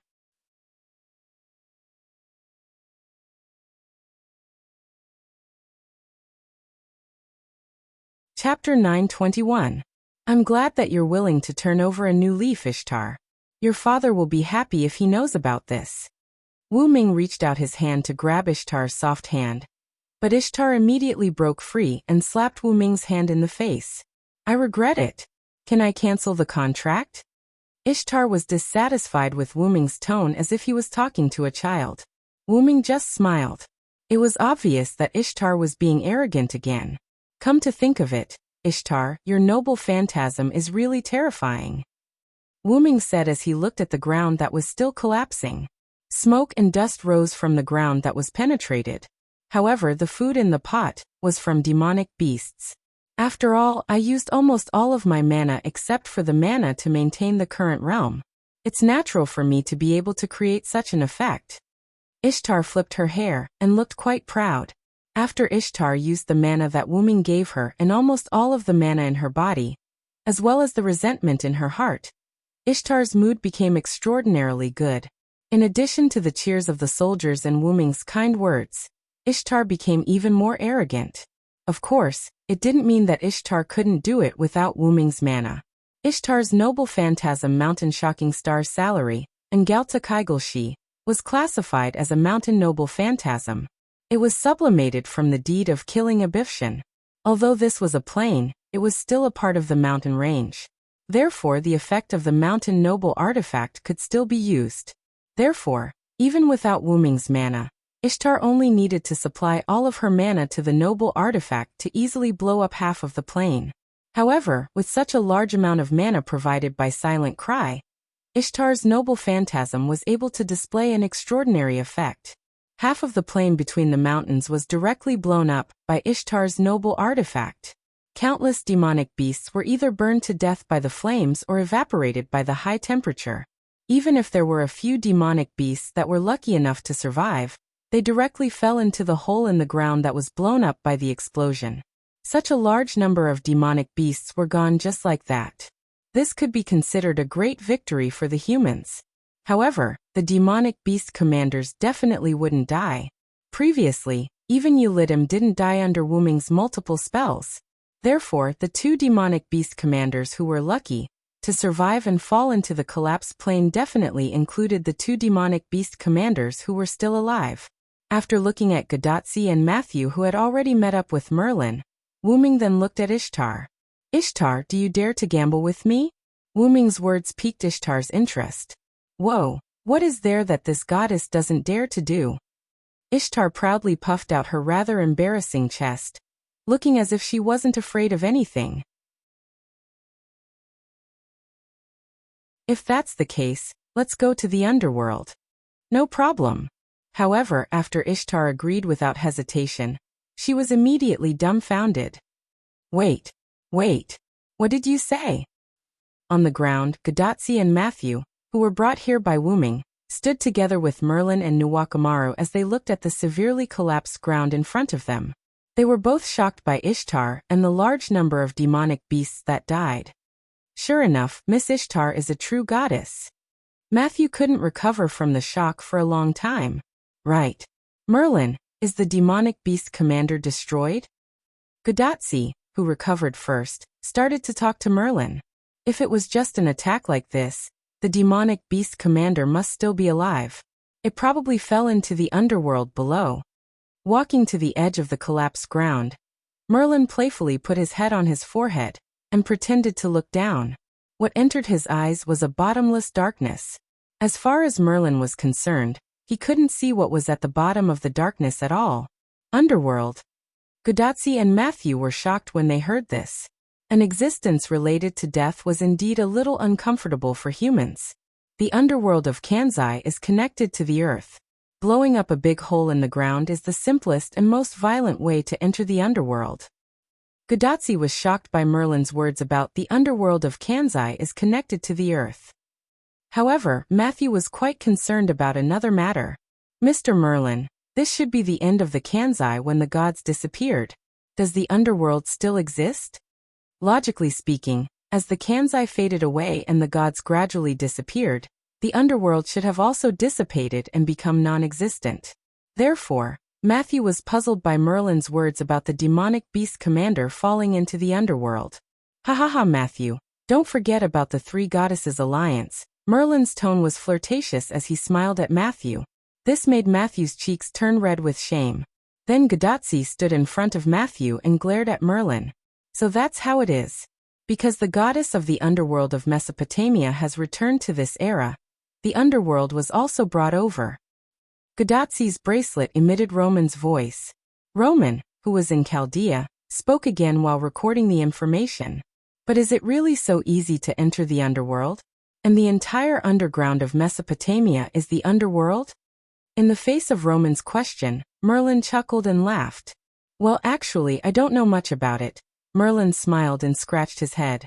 However, whether it is the underworld or not, Henryong will definitely go down. Speak of the devil. As soon as Merlin finished speaking, Gadotsi and Matthew saw Wuming and Ishtar rushing down from the sky. If only they could ignore the strange posture of Wuming and Ishtar. They saw Wuming pulling one of Ishtar's feet and flying down. Ishtar's face was dull, and it was obvious that she didn't understand what was going on. Is that His Excellency Henryong? I heard that His Excellency Henryong has returned. It's been a long time since we last met. Nuwakamaru was deeply touched by the meeting between his peers and followers after half a year. Half a year ago, Wuming appeared in Uruk one step ahead of them. However, before they could get along and communicate, Wuming left. But in the past 6 months, only Musasobo Benkei, Leonidas I, and himself were left. However, Nuwakamaru's question was not answered by Wuming, because Wuming pulled Ishtar and flew straight into the bottomless plain in front of everyone.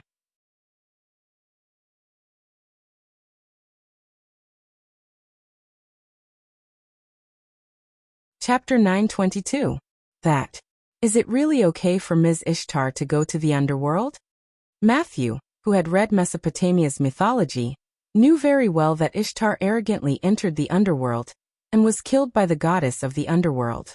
As a servant, the inheritance of being killed by the goddess of the underworld may cause the underworld to impose some restrictions on Ishtar. However, before anyone could answer Matthew's question, Ishtar's miserable scream came from the collapsed crater. Ah, no.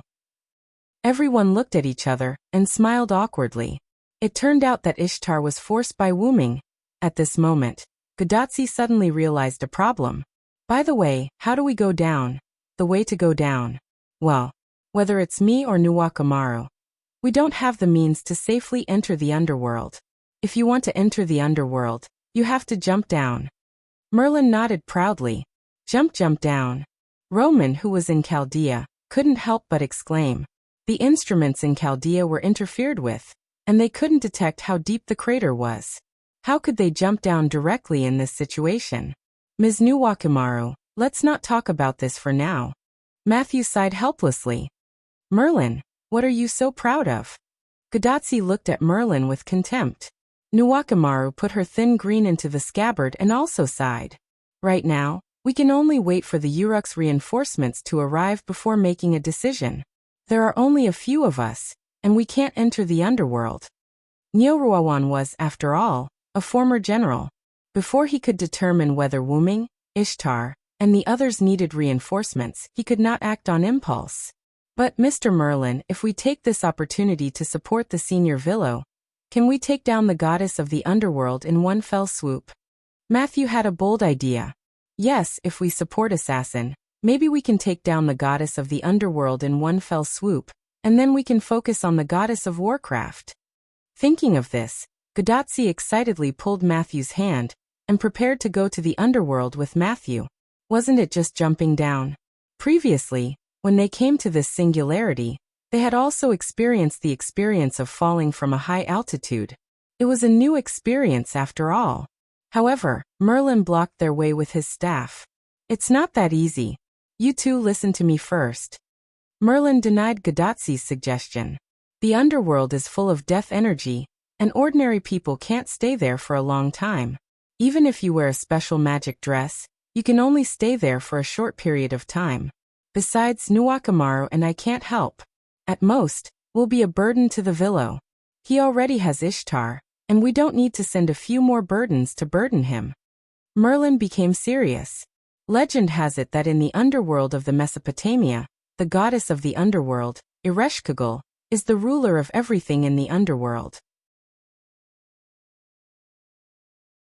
Any god in the underworld will be restricted by the underworld, and their divinity will be suppressed, making them powerless. Without divinity, they probably won't be weakened or suppressed, but if they aren't alive, I'm afraid they won't be able to exert their power. This was the opinion of Roman, who had urgently obtained information about the goddess of the underworld, Ereshkigal. That was why Merlin said that he couldn't help. Wait a minute. Won't Ishtar and Assassin be in danger? Gadotsi was a little panicked. Ishtar was killed by the goddess of the underworld, and Wuming was a god in the Mesopotamia, Uruk Hyenryong. His divinity must be high, and Wuming's current identity was a servant, not a living being. In that case, after entering the underworld, wouldn't they become the lambs to be slaughtered by Ereshkigal? But even if they are alive, there are still risks. Although the goddess of the underworld, Ereshkigal, can't leave the underworld, as long as she is in the underworld, she can enjoy the authority of the underworld. This is the most powerful ability of the goddess of the underworld. Even if she faces a living being who can ignore the restrictions of the underworld, Ereshkigal won't be at a disadvantage. In short, if it's as recorded in the myths, the goddess of the underworld, Ereshkigal, is an invincible existence in the underworld. In the end, Roman added. In other words, only the living and I can ignore the suppression of the underworld's authority and cause harm to Ereshkigal. Matthew nodded. If that's the case, can't we enter the underworld to support them? Gadotsi suggested. However, Merlin shook his head again. Tachika, how can you be sure that you and Matthew will encounter the Villo first and not Ereshkigal?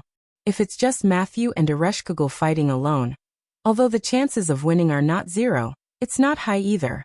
Also, don't forget that the two demonic beast commanders also fell into the underworld together. Merlin's words were like the last straw that broke the camel's back. Gadotsi didn't know what to say. At this time, Nuwakamaru, who had been quiet for a while, spoke. If it's only you and Matthew, if you encounter any one of them, even if Sir Matthew's shield can defend against the opponent's attack, it's only a matter of time before you lose. After all, the demonic beast commanders don't just have pure strength. And if you encounter both of them at the same time. Although Nuwakamaru didn't continue to speak, the result was inevitable death. As a surviving servant of the beheading operation, it can be said that I have a deeper understanding of the demonic beast commanders than you. Let's not talk about the lion-headed Wugger. The other demonic beast commander, Musamafu, is not an ordinary person. It's not an existence that a servant can face alone. After Nuwakamaru finished speaking, he walked directly toward the almost collapsed defensive barrier. I'm going to organize the soldiers and wait for the arrival of the Uruk's people before making a decision, and I believe that Sir Hyenryong will be fine. After Nuwakamaru finished speaking and left, whether it was Gadotsi, Matthew, Roman, or Merlin, they didn't speak anymore, as if they were giving Gadotsi time to think. After a moment, Merlin opened his mouth. I'm also very worried about the Villo. After all, he is my close friend. However, worrying about him is useless. For now, we can only believe in the Villo. You must know that the Villo took the initiative to enter the underworld. Since he took the initiative to enter the underworld, then the Villo certainly won't make such a low-level mistake. Indeed, in the case of knowing that there is a tiger in the mountain, only those who had a card up their sleeves would do something like going to the tiger's mountain. Otherwise, it would be a waste. Wuming was certainly not a person who would do something for free. He must have his own considerations. I know, I'm just a little bit worried about Assassin. At that moment, Gadotsi also recovered. Since it was already like this at this stage, then they should believe and wait.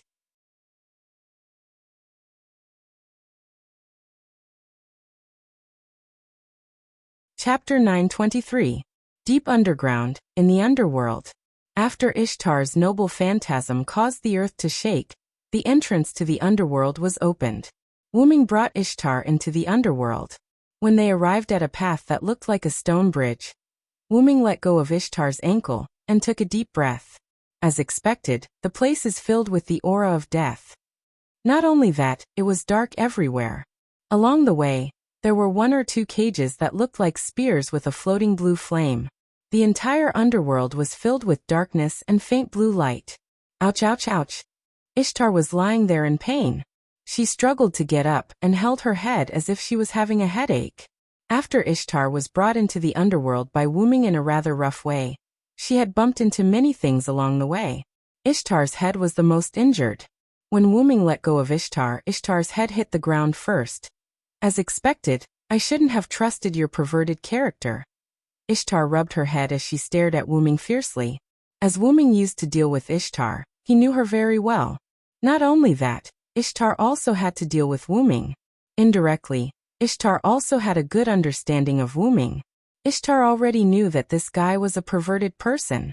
Now, Ishtar had a deeper impression of Wu Ming's perverted interests. Ah, you despicable guy. You know that the underworld has a natural suppressive effect on the gods. Why did you bring me in? Ishtar walked up to Wu Ming in a threatening manner, his eyes ferocious as he vented his grievances. Because we need to chase after the magical beast commander. Wu Ming naturally turned his head, spread his hands, and shrugged his shoulders with a helpless look. But why did you drag me in? Why don't you just come in yourself? Ishtar hugged her head with both hands. Her eyes were empty, as if she was in the depths of hell. Although the underworld was hell to Ishtar in a way. Cough cough. I'm not feeling too well. Maybe it's because of the death aura in the underworld. That's all. I'm leaving now. You can deal with the matter of the beast commander yourself. To put it bluntly, Ishtar wanted to escape. However, Wu Ming would not let Ishtar escape. Ishtar, help me kill the commander of the magical beasts and investigate the situation of the goddess of the underworld, Ereshkigal. Buzz. Ishtar's body glowed with a red light as if she was under a command spell. That was the embodiment of the coercive power of the dependent contract. Yes, yes. Ishtar, who was about to turn around and leave, turned around and answered with difficulty. Oh, damn you, Hyenryong. After that, Ishtar knelt on the ground with her hands on the ground, and let out a sorrowful cry that moved even the underworld. Wu Ming's command from the dependent incarnation was different from the command spell. The command spell's command would be resisted to varying degrees depending on the details, the magic power of the servant, and other factors. The longer the command spell was delayed, the effect of the command spell would gradually weaken. Although the effect of the command spell could not completely disappear, in the end, the servant would be able to control the command spell to the extent that it would not affect them. However, Wu Ming's command came from the dependent incarnation. Wu Ming's ability to control his dependent was absolute. However, because Wu Ming and Ishtar signed a contract related to the magical beasts, Wu Ming could only use the magical beasts as the main command to forcibly control Ishtar. Under the influence of Wu Ming's command, the current Ishtar had no way to leave the underworld. Only by completing the command issued by Wu Ming, Ishtar could leave the underworld. Although it was somewhat inconvenient to use the command related to the magical beasts to control Ishtar, there was no other way. The existence of Wu Ming's dependent was basically voluntary. Only Ishtar was tricked by Wu Ming to sign a temporary contract. That was to say, the contract between the two would be completely lifted after the magical beasts were eliminated, and the goddess of magical beasts was defeated. It was basically impossible to make Ishtar sign a contract with Wu Ming from the bottom of her heart. If it was really possible to make Ishtar obediently sign a dependent contract from the bottom of her heart, then Ishtar would not be so naughty before. Although Wu Ming also considered setting a word trap to make Ishtar his dependent permanently, Wu Ming considered that the disadvantages of making Ishtar his dependent outweighed the advantages, so Wu Ming gave up on the idea. Although Ishtar was the mistress of the sky in Mesopotamia and was a rather powerful goddess, she was also a willful fool. If Wu Ming really used a word game to trick Ishtar and make her his dependent, it would certainly solve the problem of Ishtar's willfulness once and for all. However, if Wu Ming really did that, it would probably be enough for Wu Ming to suffer. In the end, Wu Ming would definitely end up tricking himself. Just the attributes of being a fool and a loser could make Wu Ming suffer. Through the past, Wu Ming was very sure of this. Let's go, Ishtar. We came to the underworld for business.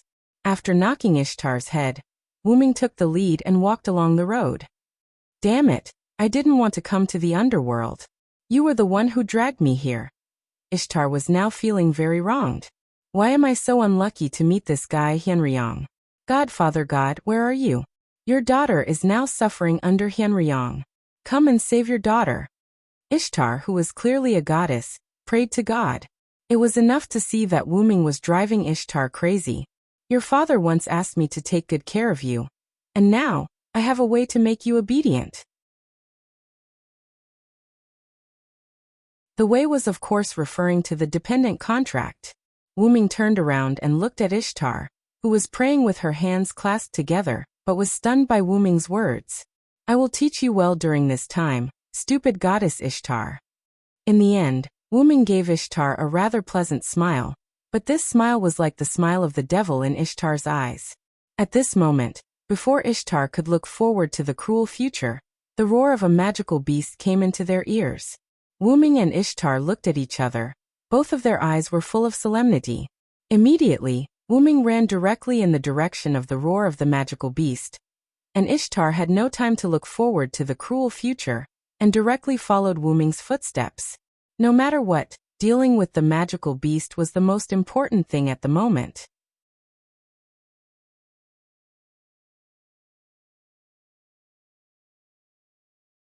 Chapter 924. The one that roared must be the commander of the demonic beasts. There was no doubt about that. Not to mention that the mass-produced demonic beasts wouldn't be able to make such a loud roar.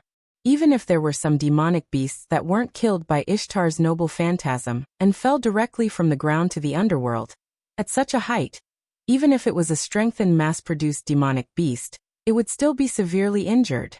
Moreover, it would only be a serious injury and not a light one. Perhaps, only the demonic beast commanders with extremely strong physiques could fall to the underworld unscathed. Then, what did the uninjured magical beast commander encounter that caused him to let out such a bluffing roar filled with shock and panic? The answer was that the demonic beast commanders were attacked by the garrulous spirits. The roads in the underworld went from the top to the bottom. They were all stone bridges that were naturally formed in the underworld. The stone bridges intersected with each other and extended downwards like a maze.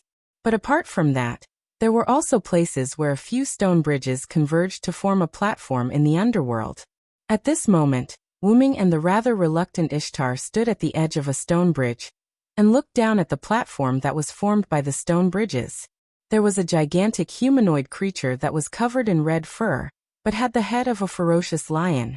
It was one of the 11 demonic beast commanders, the lion-headed Wugger. Surrounding the tall Wugger was a group of skeletons with huge claws that didn't have legs. Their claws were as big as the heads of these skeletons. These skeletons were the garrulous spirits. The garrulous spirits emerged from all over the place and swarmed towards Wugger, as if they had seen their enemy. Since these garrulous spirits had no legs and were in the underworld, they all floated in the air of the underworld. Because of this, these garrulous spirits were all over Wujal's body. His head, back, legs, claws, and even the mane on his neck were all firmly grasped by the garrulous spirits with their giant claws. No matter how hard Wujal struggled, he couldn't shake off the garrulous spirits. His physical attacks were basically useless against the garrulous spirits because they were spirits. Every time the garrulous spirit was torn apart by a claw, it would recover in less than a second. The garrulous spirit's claws, on the other hand, were firmly fixed on Ajar's body, while constantly dealing damage to him. Claw marks appeared on Mount Wujal, and traces of blood appeared on Wujal's body, attracting even more garrulous spirits to swarm him. It had to be said that the demon commander's physique was truly tyrannical. If it were a servant, perhaps their spirit base would have already been forced to retreat after withstanding so many garrulous spirits' attacks. However, Wujar was still as lively as ever. Even the angry roar produced by the garrulous spirits was particularly powerful. The demon commander's physique is extremely strong, but it is precisely because of this that they appear to be in a predicament when facing spirits without a physical body. Like a commentator, Wuming said lightly, and Ishtar heard it clearly. However, Ishtar didn't care about it. But this is a demon commander that is comparable to the Father God. The implication was that only those ordinary mass-produced demons lacked the means to deal with spirits. For a demon commander that was not on the same level as a mass-produced demon commander, how could it only have an advantage in terms of physique? Wujal is the lion of the sun. It certainly can't be that its physique is far beyond imagination. After Ishtar finished speaking, as if to reflect Ishtar's words, Wuxia finally stopped using its claws to deal with the garrulous spirits. Wuxia opened its mouth wide, and a sun-like radiance appeared in the underworld. In an instant, the garrulous spirits that were attacking Wuxia were stimulated and retreated. Some of the garrulous spirits that were particularly close to Wuxia even died from the intense radiance. In the next second, the radiance hidden in Wuxia's mouth turned into flames. The instant Wuxia swung its head to the surroundings, the flames were like rays that shot out in all directions. The fire of the sun engulfed a large number of garrulous spirits, and a large number of garrulous spirits perished in an instant in agony. Although the garrulous spirits didn't let out any screams due to the fact that they were spirits, it didn't affect Wuxia's mood at this moment. Roar! Wuxia let out a victorious roar, and its roar echoed throughout the underworld. Why, aren't you going to attack? Now is a good opportunity to get rid of Wuxia, isn't it? Ishtar looked at Wu Ming. Although a sneak attack wasn't a good thing, this was war. In a war between humans and demons, the true essence of war was to win by any means necessary. Besides, demons didn't have human rights.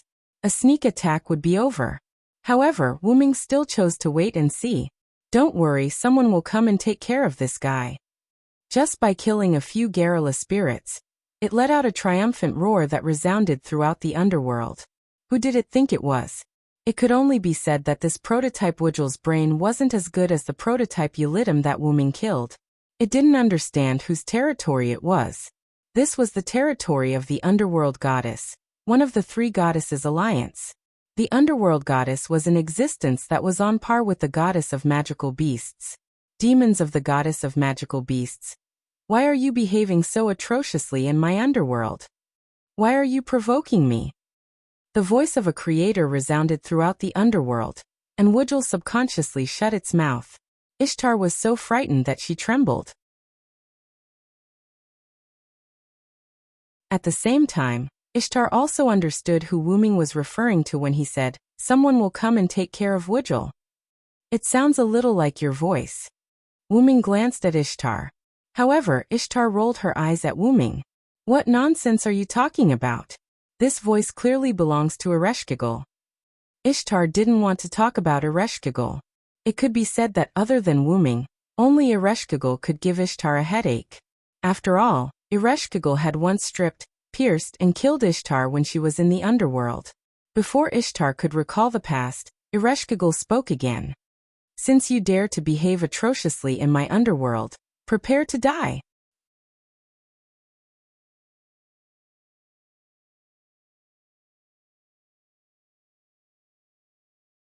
Chapter 925. However, the words that sounded like a death sentence did not strike fear in Yukur. Although Wuxia had subconsciously shut its mouth, it did not mean that it was afraid. Perhaps this was what the saying, "the ignorant are fearless," meant. Roar! Perhaps Yukur's brain was really not working well. It actually roared at the majestic voice in the void, as if it was provoking it. Is it crazy? Wu Ming, who could understand the language of the monsters, naturally knew what Yukur was doing. After translating and subtracting the profanities, it was more or less bring it on. But a mere Yukur actually dared to challenge the goddess of the underworld alone? Both Wu Ming and Ishtar knew that Yukur would die without a doubt. As expected, after Wuxia let out a roar, black and gray stone pillars rose from the ground at irregular angles, as if they were dead. They firmly restrained Wuxia's limbs. Although the sudden restriction gave Wuxia a fright, he did not show any signs of panic or any other emotions. Wuxia actually used brute force to break the rock pillar into pieces. Roar! Yukur stomped on the rock pillars until they were crushed under its feet. Then it let out another roar of victory. This guy is definitely done for. Ishtar could not bear to look at the scene in front of him. To provoke Ereshki Gale in such a manner, if the original Yugur was supposed to die, then perhaps even its soul would be shattered by Ereshki Gale. As the other half of Ereshkigal and Ishtar's trip to the underworld, Ishtar understood Ereshkigal quite well. After Wugal let out what he thought was a victorious roar, but it was actually a declaration before his death. More rock pillars rose from the ground and restrained Wugal's body and limbs. However, after being restrained once again, Wugal was still about to use his brute force to break free. At that moment, The rock pillars instantly exploded and were replaced by spears of light. At the same time, they replaced the rock pillars to restrain Wujul's body even more.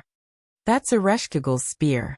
Ishtar frowned at the scene as if she recalled something bad.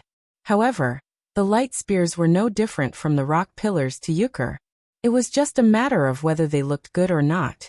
However, just as Wujur was about to use the brute strength his mother had bestowed upon him to break free from the spears of light, a large number of new spears of light instantly appeared on the spears of light. They pierced into Wujur's flesh, causing him to cry out in pain. Roar, roar, roar. The light spears didn't miss a single part of Yukur's body. From top to bottom, head, neck, shoulders, chest, back, waist, abdomen, legs, knees, arms, and joints, they didn't miss a single spot. And because they pierced into Yukur's limbs, waist, and abdomen, Yukur's brute force was sealed and he couldn't use it anymore. I didn't expect Yukur to be able to withstand this attack. From Ishtar's point of view, being pierced by these light spears in the underworld was basically equivalent to death.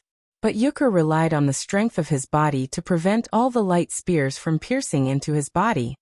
I have to say, I really can't underestimate a magical beast commander. Ishtar's expression turned grave. She finally understood how powerful a magical beast commander was. If she were in Wujul's shoes, her spirit base wouldn't be able to withstand these spears of light without any defenses. She would have been pierced in an instant. It could only be said that one of the magical beast commanders, the original Wugal, was not very smart. Otherwise, with such a powerful physique, it would have been able to escape from the underworld before Ereshkigal made his move. But this Yukur was like a stubborn donkey. He didn't have the slightest intention to beg for mercy or repent. Instead, he opened his mouth and condensed the light of the sun again. Yukur's eyes were filled with the desire to kill and take revenge. How could this guy still want revenge in such a situation? Did he become arrogant because he didn't die time and time again? Or was Yukur really that confident in himself? Wuming felt that it was the former. No, this wasn't a problem of arrogance or confidence. To be more precise, it should be a problem with Yukur's brain. In the legends, it was described that Tiamat's son, Kingu, led the magical beasts to fight against the gods. The reason why Kingu led the magical beasts was probably because the magical beasts sired by Tiamat weren't intelligent enough. Wu Ming guessed that the reason why the demonic beasts lost was probably because there was a problem with their IQ. This might be the price to pay for obtaining great power. Tiamat's 11 sons are probably lacking in intelligence. Wu Ming shook his head regretfully. But then, for some reason, Wu Ming's nose suddenly itched, and he looked like he was about to sneeze. This gave Ishtar a fright. She hurriedly slapped Wu Ming's mouth. Wu Ming stared at Ishtar. His eyes conveyed the meaning of "you've got guts." But Ishtar stared back at Wu Ming. "Don't drop the ball at this time." Ishtar looked at Wu Ming with a dissatisfied expression. Just as Wu Ming was about to have a problem, Wu Jier also had a problem. In the next second, a garrula spirit that was several times larger than the other garrula spirits and about the same size as Yukur appeared above Yukur. This garrula spirit held a huge, slender spear of light and slowly raised it high. Die. The garrula spirit, who issued the majestic voice of Ereshkigal, was like the Grim Reaper who granted equal death to the people of the world. It raised its spear of light high up in the air and thrust it at Yukur. At this moment, Yukur finally sensed danger.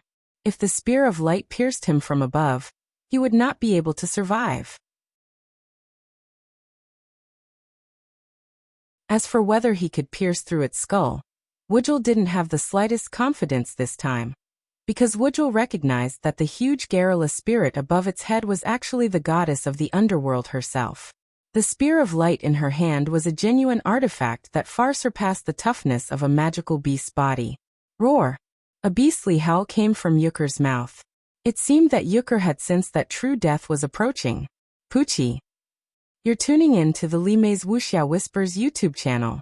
We're so grateful for your support, and don't forget to subscribe to join us on this incredible journey through captivating stories. Your generosity through donations truly makes a world of difference, as it's the primary source of revenue that allows me to expand and enhance this channel for you. Thank you from the bottom of my heart for being a part of this adventure.